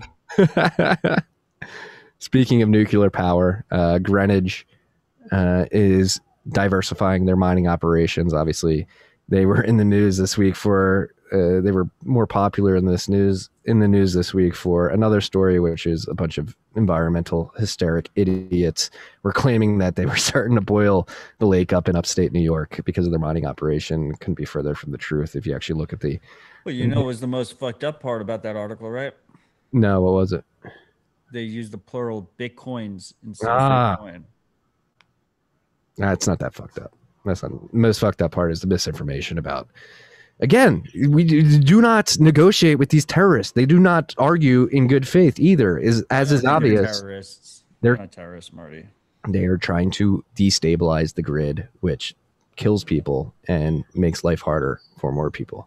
Like, I am going to call them terrorists, and you just have to accept that fact. I think there's a woman who actually thought that her lake got warmer, probably because it's been hot as fuck in New York. So like lakes get warmer because it's hot as fuck. And then there was an underpaid reporter that wrote the article because they thought they could get clicks out of it. And I don't think any terrorism was involved. Well, they're trying to get this very reliable, productive, profitable natural gas power facility decommissioned. And if that happens, that increases electricity prices and reduces the reliability of the grid in that area of New York. What's really cool about this Greenwich... They're arguing from bad faith, lying about the mining operation heating up the lake when you can actually look at the publicly available data of the lake temperature, which Nick Carter laid out very eloquently in a thread. Like, it's just not true. They lie. They don't care about the truth. They're going to lie and claw to get their way. And in terms of Bitcoin and its energy mix and its energy use, they will just move the goalpost and lie and claw and attempt to shut Bitcoin down because they don't care about the environment. They care that they cannot control Bitcoin. With that being said, Greenwich is diversifying their operations to South Carolina, particularly in a nuclear power plant with excess energy. It's a beautiful thing to see. So that was the cool part of the article to me, was that they were a New York only mining operation, and they obtained another source of power in a different state, in a different jurisdiction. And now they're more resistant to this regulatory bullshit. Exactly. And they're diversifying jurisdictionally from an energy mix perspective. Very smart move by Greenwich. I respect the hell out of Greenwich. I think what they did with their facility in New York was a bold move at the time. Nobody was doing what they were doing. They took a chance. They bought this natural gas power generation center and brought it back to life, created jobs, and mined Bitcoin profitably. It's a beautiful thing. And they serve electricity to the grid, particularly during peak demand periods when it's highly needed in the summer and the winter. Helping secure the energy grid, make sure it's profitable year round, and make sure people are getting as cheap electricity as possible. It's a beautiful thing. So the deal in South Carolina against a nuclear power plant in Spartanburg, it's going to start later this year or early 2022. I don't like this LARPing, but it comes with the territory. Greenwich also bought carbon credits for their natural gas mining, but they say they want to be committed to environmental leadership and cryptocurrency operations. And 2/3 of the electricity at the site is sourced from zero carbon sources, such as nuclear power. So I guess it's not all nuclear. And signing a 10-year lease. So we'll get 10 years of relatively cheap electricity. Congrats to the Greenwich team. And I thought this other mining story was pretty cool, which is also in New York. Which is, I think they're calling it the oldest hydropower facility that's still running in the United States. I believe that is what they're running with, yes. And what was really interesting for this, and so they've started mining Bitcoin, obviously. It's primarily a Bitcoin show. I mean, we have a little dating aspects and some thing in the world, the oldest renewable energy facility in the world. Yeah, I when I hear claims like that, I think they're mostly bullshit. So I brought them down to the United States. Still ancient Roman aqueducts running, I'm pretty sure. But those aren't power generating. But like, there's probably like a hydropower up there. Yeah, anyway, the cool part here was they had like this fucked up agreement with National Grid, which is, one of the monopoly power distributors that exists in New York. It's like National Grid and Con Ed. And National Grid was just fucking them, just like completely, absolutely fucking them. And they almost went out of business. And they were like, oh, we can mine Bitcoin, and the Bitcoin makes us more money than National Grid will pay us. And it's not like they have a choice on who they can sell their power to. Like, they have National Grid and they have Bitcoin. So it brings competition to what would otherwise be a state-sanctioned monopoly, which is pretty cool to see. Yeah, no, it's beautiful. Like, you can, again, like similarly with the modular mobile mining units, and you're like, all right, you're going to try and squeeze me out here, I'll move here. All right, you're going to try and squeeze me out and force me to sell my electricity for rates that are unfavorable to me. I'm going to mine Bitcoin and get more money for that electricity instead. Compete with the Bitcoin network. What was that energy company I'm looking for? What, the hydropower company? The New York monopoly electricity company. National Grid. National Grid. All right, National Grid. You're going to try and squeeze me? Piece of shit company. Yeah. I mean, a lot of these are. You have Con Ed. We have Con Ed and National Grid. It's like a joint monopoly. There's like, they split it up by. Yeah. So shout out and Monkville hydro facility. Oh, I pronounce it Mechanicville. Mechanicsville. Yeah, I was just way off there. It's Mechanicsville. This month in Bitcoin privacy has been released. Our good friend Janine has released the June 2021. This month in Bitcoin privacy, there are 9 stories or topics in there. Everything from the Bitcoin design guide to the FATF delaying finalizing guidance on their guidelines, and many things in between. So go check that out. We're going to link to that in the show notes. Always loved Janine's this month in Bitcoin privacy. She's very focused on bringing the signal to you freaks when it pertains to Bitcoin privacy, as we are here as well. The more, the merrier. Bitcoin and the American Idea by Gladstein. This was an article that dropped on the 4th of July. He basically is explaining why Bitcoin is an extension of the ideals that America was founded on. He had Isaiah Bitcoin Zay contribute to this, as well as another individual who I can't remember off the top of my head.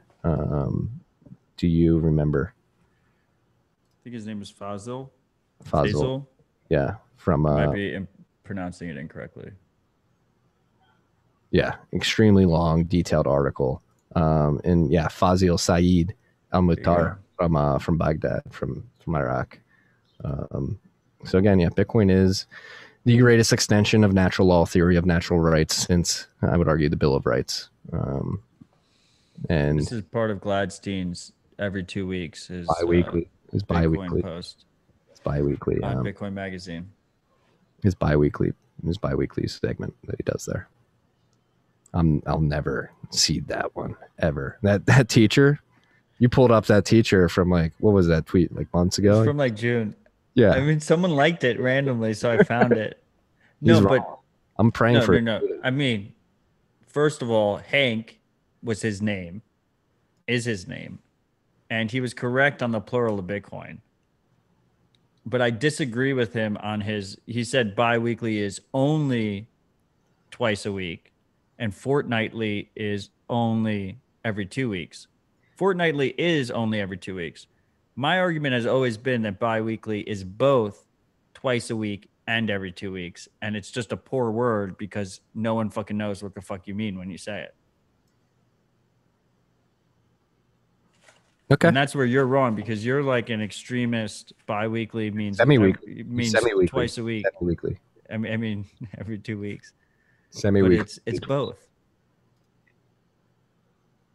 We will argue this until the day we die, which is when the show will end, when one of us dies. That's how long we're gonna go, freaks. Yeah, you're not allowed to. First of all, I did not kill myself, and second of all, if Marty fucking same.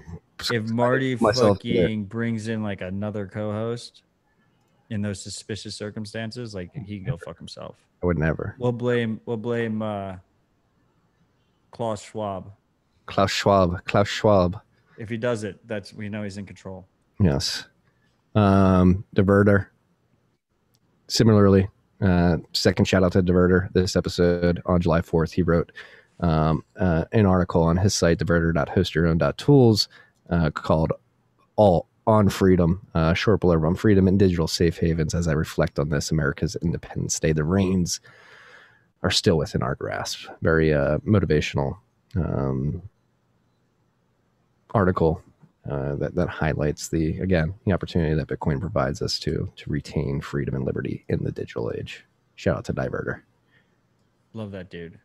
Anything else you want to add about the article particularly? I mean, he channeled what I was feeling on July 4th.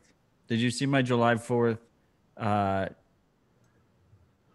inspired memes? No, what were they? I had a Paul Revere meme. I unplugged. I had a Boston Massacre meme.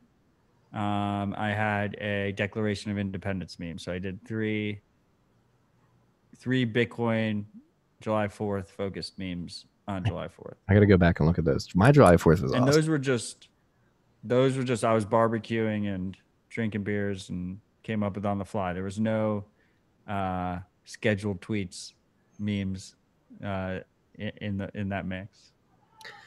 You schedule tweets? No, I don't. I'm just saying that some would. Some might say that I did.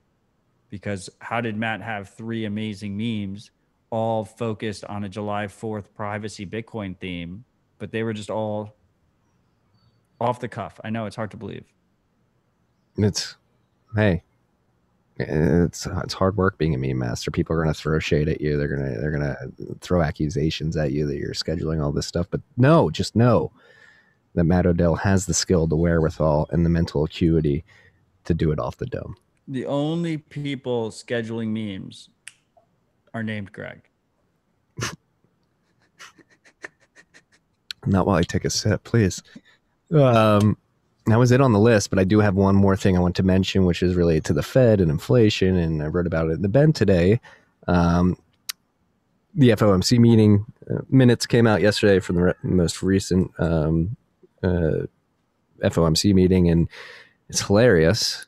And again, I wrote about this yesterday. I wrote about the FOMC meeting minutes. Today, I wrote about an article from CNBC talking about inflation. We'll get to that. The Fed is just fucking with people at this point, right? So, like, literally this time last year, when the FOMC meetings from this time last year came out, Jerome Powell came out and said, "Hey, we think inflation's lagging a bit. We want to stoke inflation, so we're gonna attempt to overshoot our 2% target to try to stoke economic activity." And so they actively enacted a policy this time last year that was meant to overshoot their historical 2% inflation target. Like, they came out and said that, like, hey, we want inflation to run hotter than our target. And we're going to enact policy that attempts to do that. And then this week, the minutes that came out this week, inflation, obviously, we've talked about this on the show and in the newsletter and other avenues, has been running hot, particularly April, May, June. Year-on-year inflation is significantly elevated from where it should be. And the FOMC meeting minutes from this week come out, and all the Fed governors are actually like, oh, it's running much hotter than we expected. Like, we never thought it would go over this. Like, we need to get it back towards our 2% target, where it's like, what the fuck? Like, you were actively attempting to overshoot your 2% target, and now you're surprised that you were successful in doing so. And on top of this, like, Jerome Powell came out earlier this year and said he doesn't believe that their policy is contributing to the increasing inequality in the wealth gap in the United States, particularly. And they've come out and said other things. Are you bored, Matt? You're putting your hat over your eyes. Are you okay? What's wrong? I apologize. I didn't mean to derail you. Well, it's like, what the fuck is going on? Like I was just fucking with myself in the camera. The Fed. I apologize. The point I'm trying to make is the Fed knows exactly what it's doing. The fact that they act surprised, like, is the biggest tell ever. Like, oh my god, yeah, it's a complete politics speak to attempt to quell the masses. Like, hey, sorry about that, we weren't expecting this. But like, it's like the gaslighting and the double speak is mind blowing. It's like you came out this time last year and you said that was your goal, was to do this, and now that you act surprised that you were successful in that endeavor. It's like, what the hell is going on? What is going on in the Eclairs building? Like, what's best tweet you've ever had was maybe like 8 months ago or something like that. Damn, like, I haven't taught my best in 8 months. Like I mean, there was years before that tweet. You know, it was a good tweet. Let me tell you what the tweet was, Marty. What do you think your best tweet ever was? I'll tell you what your best tweet ever was. It was, at this point in time, the hyperinflation has, well, in the textbooks, they'll say the hyperinflation has already begun or whatever. And that was like, what, like 9 months ago or something like that, right? Yes. That was your best tweet. We'll look back in retrospect and pinpoint that was the tweet. Before now. That was the tweet. Oh, yeah. The reason why I was fucking with my hat and shit and fucking with myself in the screen. You don't have to rationalize it. I'm going to rationalize it. Is because, to me, while the inflation talk validates our thesis, which is, I guess, why it's important, as a Bitcoiner, I don't really care. We've already opted out of that system, right? As a Bitcoiner, what I care about is, how are they going to try and take my Bitcoin when that happens? Okay. To me, that is the shit that keeps me up at night. The inflation shit, I could give two shits. I've already opted out. As long as they let me keep my Bitcoin, Matt, I'm good. What happened to trying to get as many people in the lifeboat as possible? Isn't that what we're trying to do here? Yes. Yes. So it's important to highlight. I just feel like if you're 2.5 hours into this rabbit hole recap, like, we've already got you. Like, I don't know if are we gonna orange pill any new people on inflationary scares at this point? I don't know. I agree. That's fine. That's why you can talk about it. But again, like, let's talk about the hyperinflationary. Like, my best tweet ever. Like, it's still playing out, and like, there's signs. Reasonable. There's Weimar signs. As proclaimed by you. I'm not saying that. I would argue I have other tweets, but again, maybe a little tinfoily hat. Marty is here. Uncle Marty, crazy Uncle Marty here. But like, we're at the point So I think you'll like the first sentence of the Bend today, which I doubt you read because I read it. launched it right before. We're at the point of the hyperinflationary event that likely began last year, where the corporate media attempts to shield those culpable of unleashing monetary madness by attempting to quell the masses with abject lies. This CNBC article that got dropped today is mind-blowing. Like, so it's titled "The Upside to Inflation." So they're trying to say inflation's okay. There's an upside. There's a silver lining. And they said silver lining in the tweet. The title of the article when you go to the website is "The Upside Inflation, rising wages." And then as key points, although consumers may be paying more for everyday items, it's not all bad news. As inflation takes hold, wages may increase too. And they go into this whole like 5-paragraph spiel about how wages are increasing. And then they explain why wages are increasing. Wages are increasing because business operators are literally trying to appease people to get off their couches and stop getting stimulus checks and unemployment checks from the government so they'll come work. People are literally staying home from work and just taking unemployment checks because they're getting paid enough to smoke pot and play video games all day or do whatever they want all day. And they're literally willing to take the pay cut as opposed to going to like a 9-to-5 working hourly job to make just a little bit more money. So wages are only rising, number one, because employers are so desperate to get people to work for them that they're willing to offer a higher wage. They're literally trying to bribe people. Are people actually taking that bribe? Doesn't seem like many are. And then number two, they completely bury the lead in the literal last sentence of the article, which is, however, incremental wage increases are unlikely to keep pace with the cost of living rising. Cautioned David Wilver, founder of personal finance site Money Under 30. Like, this is like pure propaganda. They're hoping to catch like people who just look at a tweet and skim an article and don't even read the whole thing and just mislead people like, hey, things aren't all that bad. Wages are rising too. That's what they want you to think. But literally in the article, they say like wages are not going to rise anywhere near the pace that the cost of living. At the bottom of the article, they said that. The literal last sentence. I said to you before we aired, at least they put that in the article. But it's again, like, so this is standards. This is the thing though. Like the media does not give a fuck about you. Again, like I said earlier, the media doesn't give a fuck about you. They are lapdogs of the kleptocratic elite, and those people writing those articles are getting absolutely destroyed by inflation. Agreed, but their editors don't care. The editors are getting absolutely destroyed by inflation too. Oh well, but no one working at CNBC except for like the top tier anchors are making substantial money. Like they're all getting fucked. No, but they get you know what the journalist and the editor gets to say? I work at CNBC, and these people are so convoluted, so fucked up in the head that they think that social status of saying I work at CNBC is worth the decreased pay that they're getting, as opposed to starting their own newsletter or something actually productive. But like again, if CNBC is to be a media entity, a journalistic entity that is supposed to inform the public, this is the exact opposite, which is a tell. It's a tell. They're here to Fedsplain and to try to like quell the masses and make everybody believe that everything isn't as bad as it is they lied, like abject lies in the title and the key points and most of the article, and then they get to the end and they're like, but actually like it's not going to happen. Like your cost of living is going to go up way faster than their wages. Well, the stronger thing than the wages, because let's be honest, like wages get stuck by, especially if you're working at a small business or something. Like, and with fake CPI numbers, like you're not gonna like your boss isn't gonna raise your wages with inflation. The only way you're gonna get a higher wage, realistically speaking, is if you move jobs and you start actually caring about yourself and fighting for yourself and negotiating better amounts. Like otherwise, everyone's gonna fucking take advantage of you. That's the real world.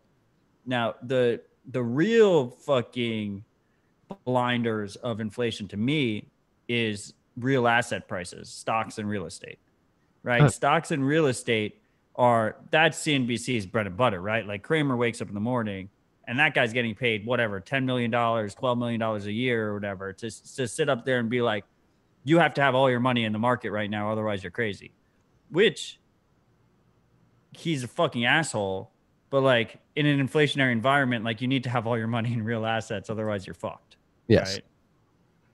That's the real blinders. Yeah, but like The you can prove wages that he's a thing is real all athlete. bullshit. That's a click story. It's a click story. But it's propaganda. It's propaganda. It's pure propaganda. Like again, like I said in the article, it's attempting to catch the low information skimmers and people who aren't actually going to read the article and give them a quiet confidence that things aren't as bad as they seem. Like your wages are growing. Don't worry. There's a silver lining to this inflation, to your cost of living rising. Your wages are rising as well. So they make it seem like the denominator and the numerator are rising at the same level so that it's sort of static, when in reality they admit again at the very last sentence that it's just not true. Your wages are not rising anywhere near the pace that the cost of living is rising. It's fucked up. It's fucked up. Give me Weimar signs. Like you have the corporate media attempting to basically be the mouthpiece of the kleptocrats at the Fed and the Treasury and throughout the banking system and the financial system to quell the dumb masses. Everything's okay. Everything's okay. Don't worry. Don't worry. Prices are going up. Your wages are going up too. But in reality, they're not. So prepare, freaks. Prepare. Get more people on the lifeboat. We've been here for 2.5 hours. This is the longest trip we've done in a while. You look tired. You look like you're ready to put your hat down and go to bed. I told you before we started fucking recording. I'm exhausted. I'm fucking exhausted. It's been fucking 3 years every fucking week we've done this fucking show, man. It's the highlight of my week. Mine too. I'm just tired, man. It's a mental toll. The life is a mental toll, and I'm just exhausted. I had a fun thought experiment on Dispatch this week that I kind of wanted to bring you in on. Bring me in on it. Let's go. Okay. Number of people that you think are holding self-custody Bitcoin in their own keys.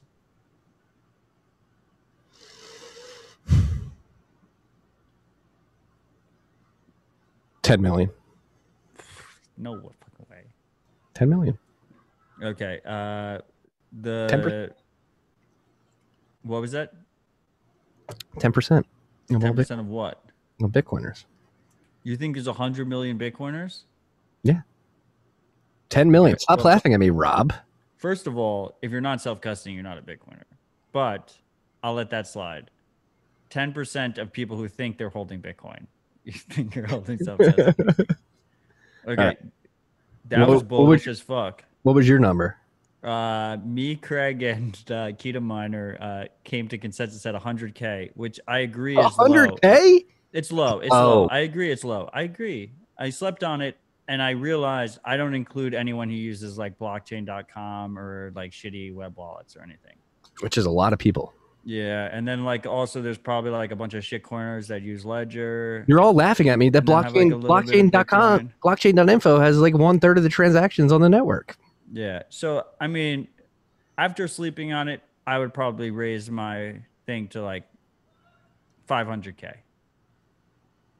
But we're disconnected. But this is good. This is why we have these thought experiments. 10 million. 10 million. Nah, it's way too high. I just threw that. You're super bullish, bro. I'm very bullish. Okay. I'm very bullish. All right, keep going. How many people are using their own node?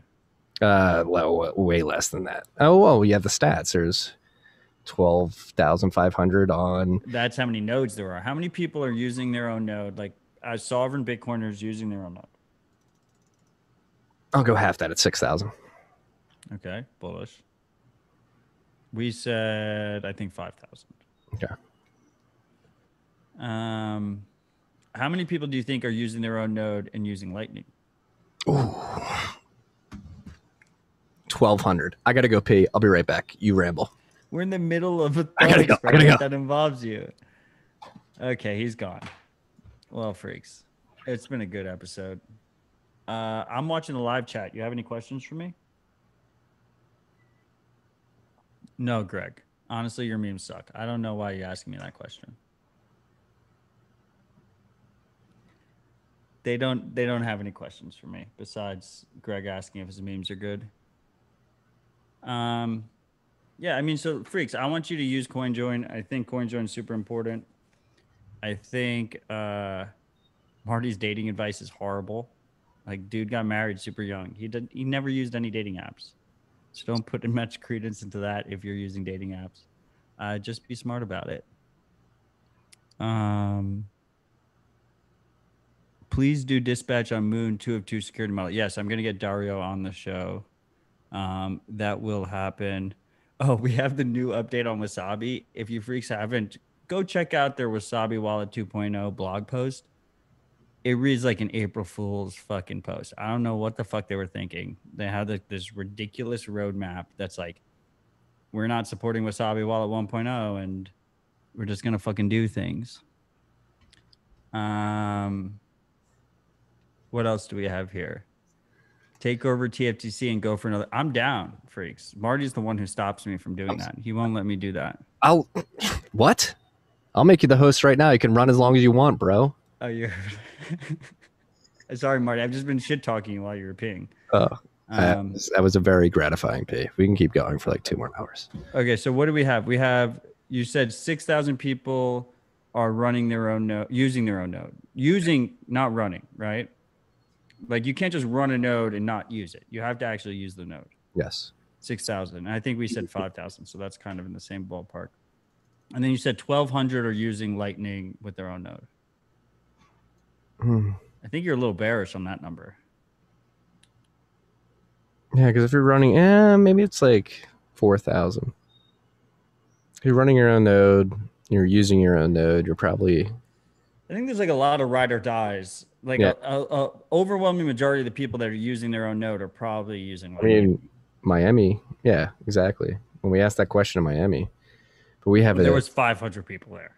Yeah, so but like, it's a negligible amount. I guess not. But they all raised, almost all of them raised their hands. No, they felt the peer pressure. That's true.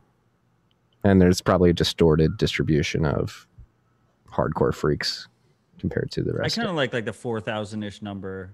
I think we were too bearish. We said 2,500, I think. Okay. There's Catan lectured me after that show. He lectured you? I mean, politely, as a friend. And Umbrel alone has 4,400 people in their Telegram group. So if only half of them are LARPing, that's 2,200 Umbrel users. Right? Yeah. So maybe it's like 4,000. But either way, these are negligible numbers, right? Like we're very low. We're still very early is kind of where I'm coming with this. How many people do you think use their own node and use CoinJoin? I mean, all Join Market users are using their own node. OpenNoms politely lectured me on as well the next day. What's that looking like? He guessed 1,000 Join Market users. I think he was being way too bullish, but that was his prediction. I was going to say 1,000 all in. Yeah, I don't think it's that many people. You have 3,200 Bitcoin liquidity. Yeah, but it's just like it's a distribution of like it's like 150 ride or dies that are just like we had that one idiot who lost 1,000 Bitcoin using Electrum and got phishing scammed. Yeah, with 3,200, so if it's 150 ride or die, 3,200. It's what, 2.5 Bitcoin per person? No, way more. 20 Bitcoin per person. That seems a little high. I would imagine there's more people, more distributed. Say higher than that. Higher than what? 150. Oh, higher than 150 people using CoinJoin in their own node? Using Whirlpool, specifically. I was being hyperbolic. Yeah. Well, first of all, I mean, you have the ones that are not using their own node. I think the majority of volume is people that are using their own node, but you do have a large amount of unique users that are probably using with small amounts not using their own node. Yeah. But like if you talk about Bitcoin volume, it's probably yeah. The point is it's less than 3,000 people, right? Are using their own node in CoinJoin. Yes. Which is nothing. It's absolutely fucking nothing. I was watching Euro 2020 the other day. There was 60,000 people in that stadium. Yeah, including Piers Morgan, who the day before was saying that Klaus Schwab was there too. Sure, he was that motherfucker. There were 60,000 people in that stadium. We got to pump these numbers. Completely agree. However, I think the better question is, from an adversarial mind perspective, what is the floor of the necessary amount? What is the floor of the number of nodes needed I'm to just grateful we have 10 million people self-custodying. have the market sufficiently distributed, have the network sufficiently distributed? Way higher, way higher than what we're currently at. You don't think it's sufficiently distributed right now? I'm torn, right? Because the US government hasn't shut down Tron. The most powerful government in the world hasn't shut down Tron, hasn't shut down Ripple, hasn't shut down Ethereum, hasn't shut down Cardano, you know, and like 1,000 other shitcoins. So maybe we are sufficiently decentralized. Maybe we're just being LARPing mounting men about, you know, about needing it to be more distributed. But the point stands that. Well, I think you're giving too much credit to their shit coins. Like, I don't think the government hasn't shut them down because they're sufficiently distributed. They can't shut it down. What does sufficiently distributed mean? You don't know. It means strong enough to not be stopped. Well, for particular reasons, like if they try and go unplug all the nodes, like the government hasn't gone to Infura and unplug their servers. They haven't gone to Justin Sun and told them to flip a switch. They haven't gone to Charles Hawkinson or whatever. Whatever his fucking name is, and said anything to him. I guess you don't know you're sufficiently distributed until you're attacked, right? And it has a really That's the problem. You never know if it's enough until it's not. The only proof that it's not enough is that it wasn't enough. Exactly. So I do think that Bitcoin is highly robust and hard to attack. And it's the most robust it's ever been. And it continues to get more robust every day. Well, so it's another important point to bring up for the freaks too, going back to 2017, BIP 148 and all that. Like, we saw the number of nodes significantly increase when the network was being attacked by a group of corporate interest, right? And so that begs another question: will full node adoption and cold storage adoption increase significantly under attack? Definitely self-custody will. Mm-hmm. The thing is, both self-custody and nodes, we're sitting here speculating because there's no way for us to verify that. There's no way for us to prove. We can prove an upper bound, right? So I can spin up 1,000 nodes today on AWS, and that adds to the upper bound. We know, you know, what does Luke's number say? Luke's numbers say like 100,000 nodes or something like that. Like, I would call that like the upper bound. Mm-hmm. Right? Like, we know there's not 500,000 nodes because the source that says that there's 100,000 nodes doesn't say there's 500,000 nodes. But I could run 50,000 nodes today if I wanted to. And I can make them all Taproot supporting or not Taproot supporting or whatever. I could run 50,000 Bcash nodes, you know, and be like, Bcash has more nodes. There's no way for us to verify that. But I do think, and this has been a common thesis on the show, that as people get burned, they will be more likely to make shit happen. Like I think Bitcoin is like water. People need it. They don't realize they need it. And when they get thirsty, they're going to come looking for it, right? And when I say Bitcoin, I mean self-custody. I mean sovereign Bitcoin usage. I don't mean keeping it on Cash App or keeping it on Robinhood or keeping it on PayPal or whatever the bullshit is. So we have Robert Hamilton in the comments asking, Marty, how many people do you think are stacking to cold storage every week if the mempool is empty right now? Still going, baby. I'll be in. She's yelling at you now. She's yelling at me? She just said Matt. Do you want to come? Greg's fault. Do you want to come talk into the mic and yell at him? No, that's too much voice. It's okay. I can talk for her. No, it's all my fault. No, you're fine. Rob's question. If the mempool, well, why is the mempool empty? I think You that's have 10 million people are self-custodying, allegedly. But like, again, why is the mempool empty? That's the question you have to first answer. And why could the mempool be empty? We don't know exactly why it's empty. Why could it be blockchain.info, upgraded to SegWit, native SegWit, batching practices have gotten better. Another of other factors could be contributing to that. I know me personally, I'm moving stuff to cold storage every week. I imagine you are as well. If you're still stacking, I imagine you're still stacking. I've done a shit ton of transactions this week. Same. All at one separate bite. It's fucking delicious. I get it, Catan. It makes sense. I feel bad for paying eight sets for a bite now. Yeah, I was big spender, man. What is the number? The thing is, if there's 10 million people self-custodying, then are they not sending any Bitcoin to self-custody? Well, I imagine most people do it in a big chunk. We'll stack at the 10 million sats, whatever. People like round, even numbers, and then they'll move to cold storage.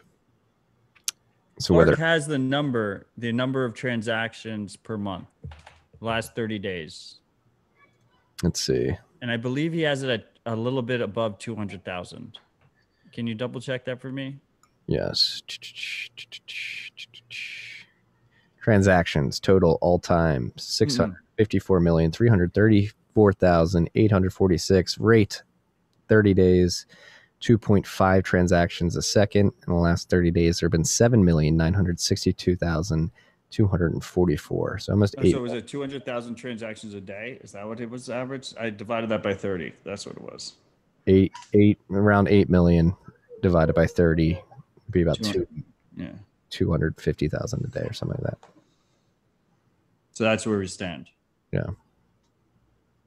We don't even have like Roger's not even spamming the chain right now. Like we don't even have someone like pretending there's activity on the chain. No, I get empty. It is just empty. Son, do you want to say something to the freaks out there? I put my man. Am I your son? Oh.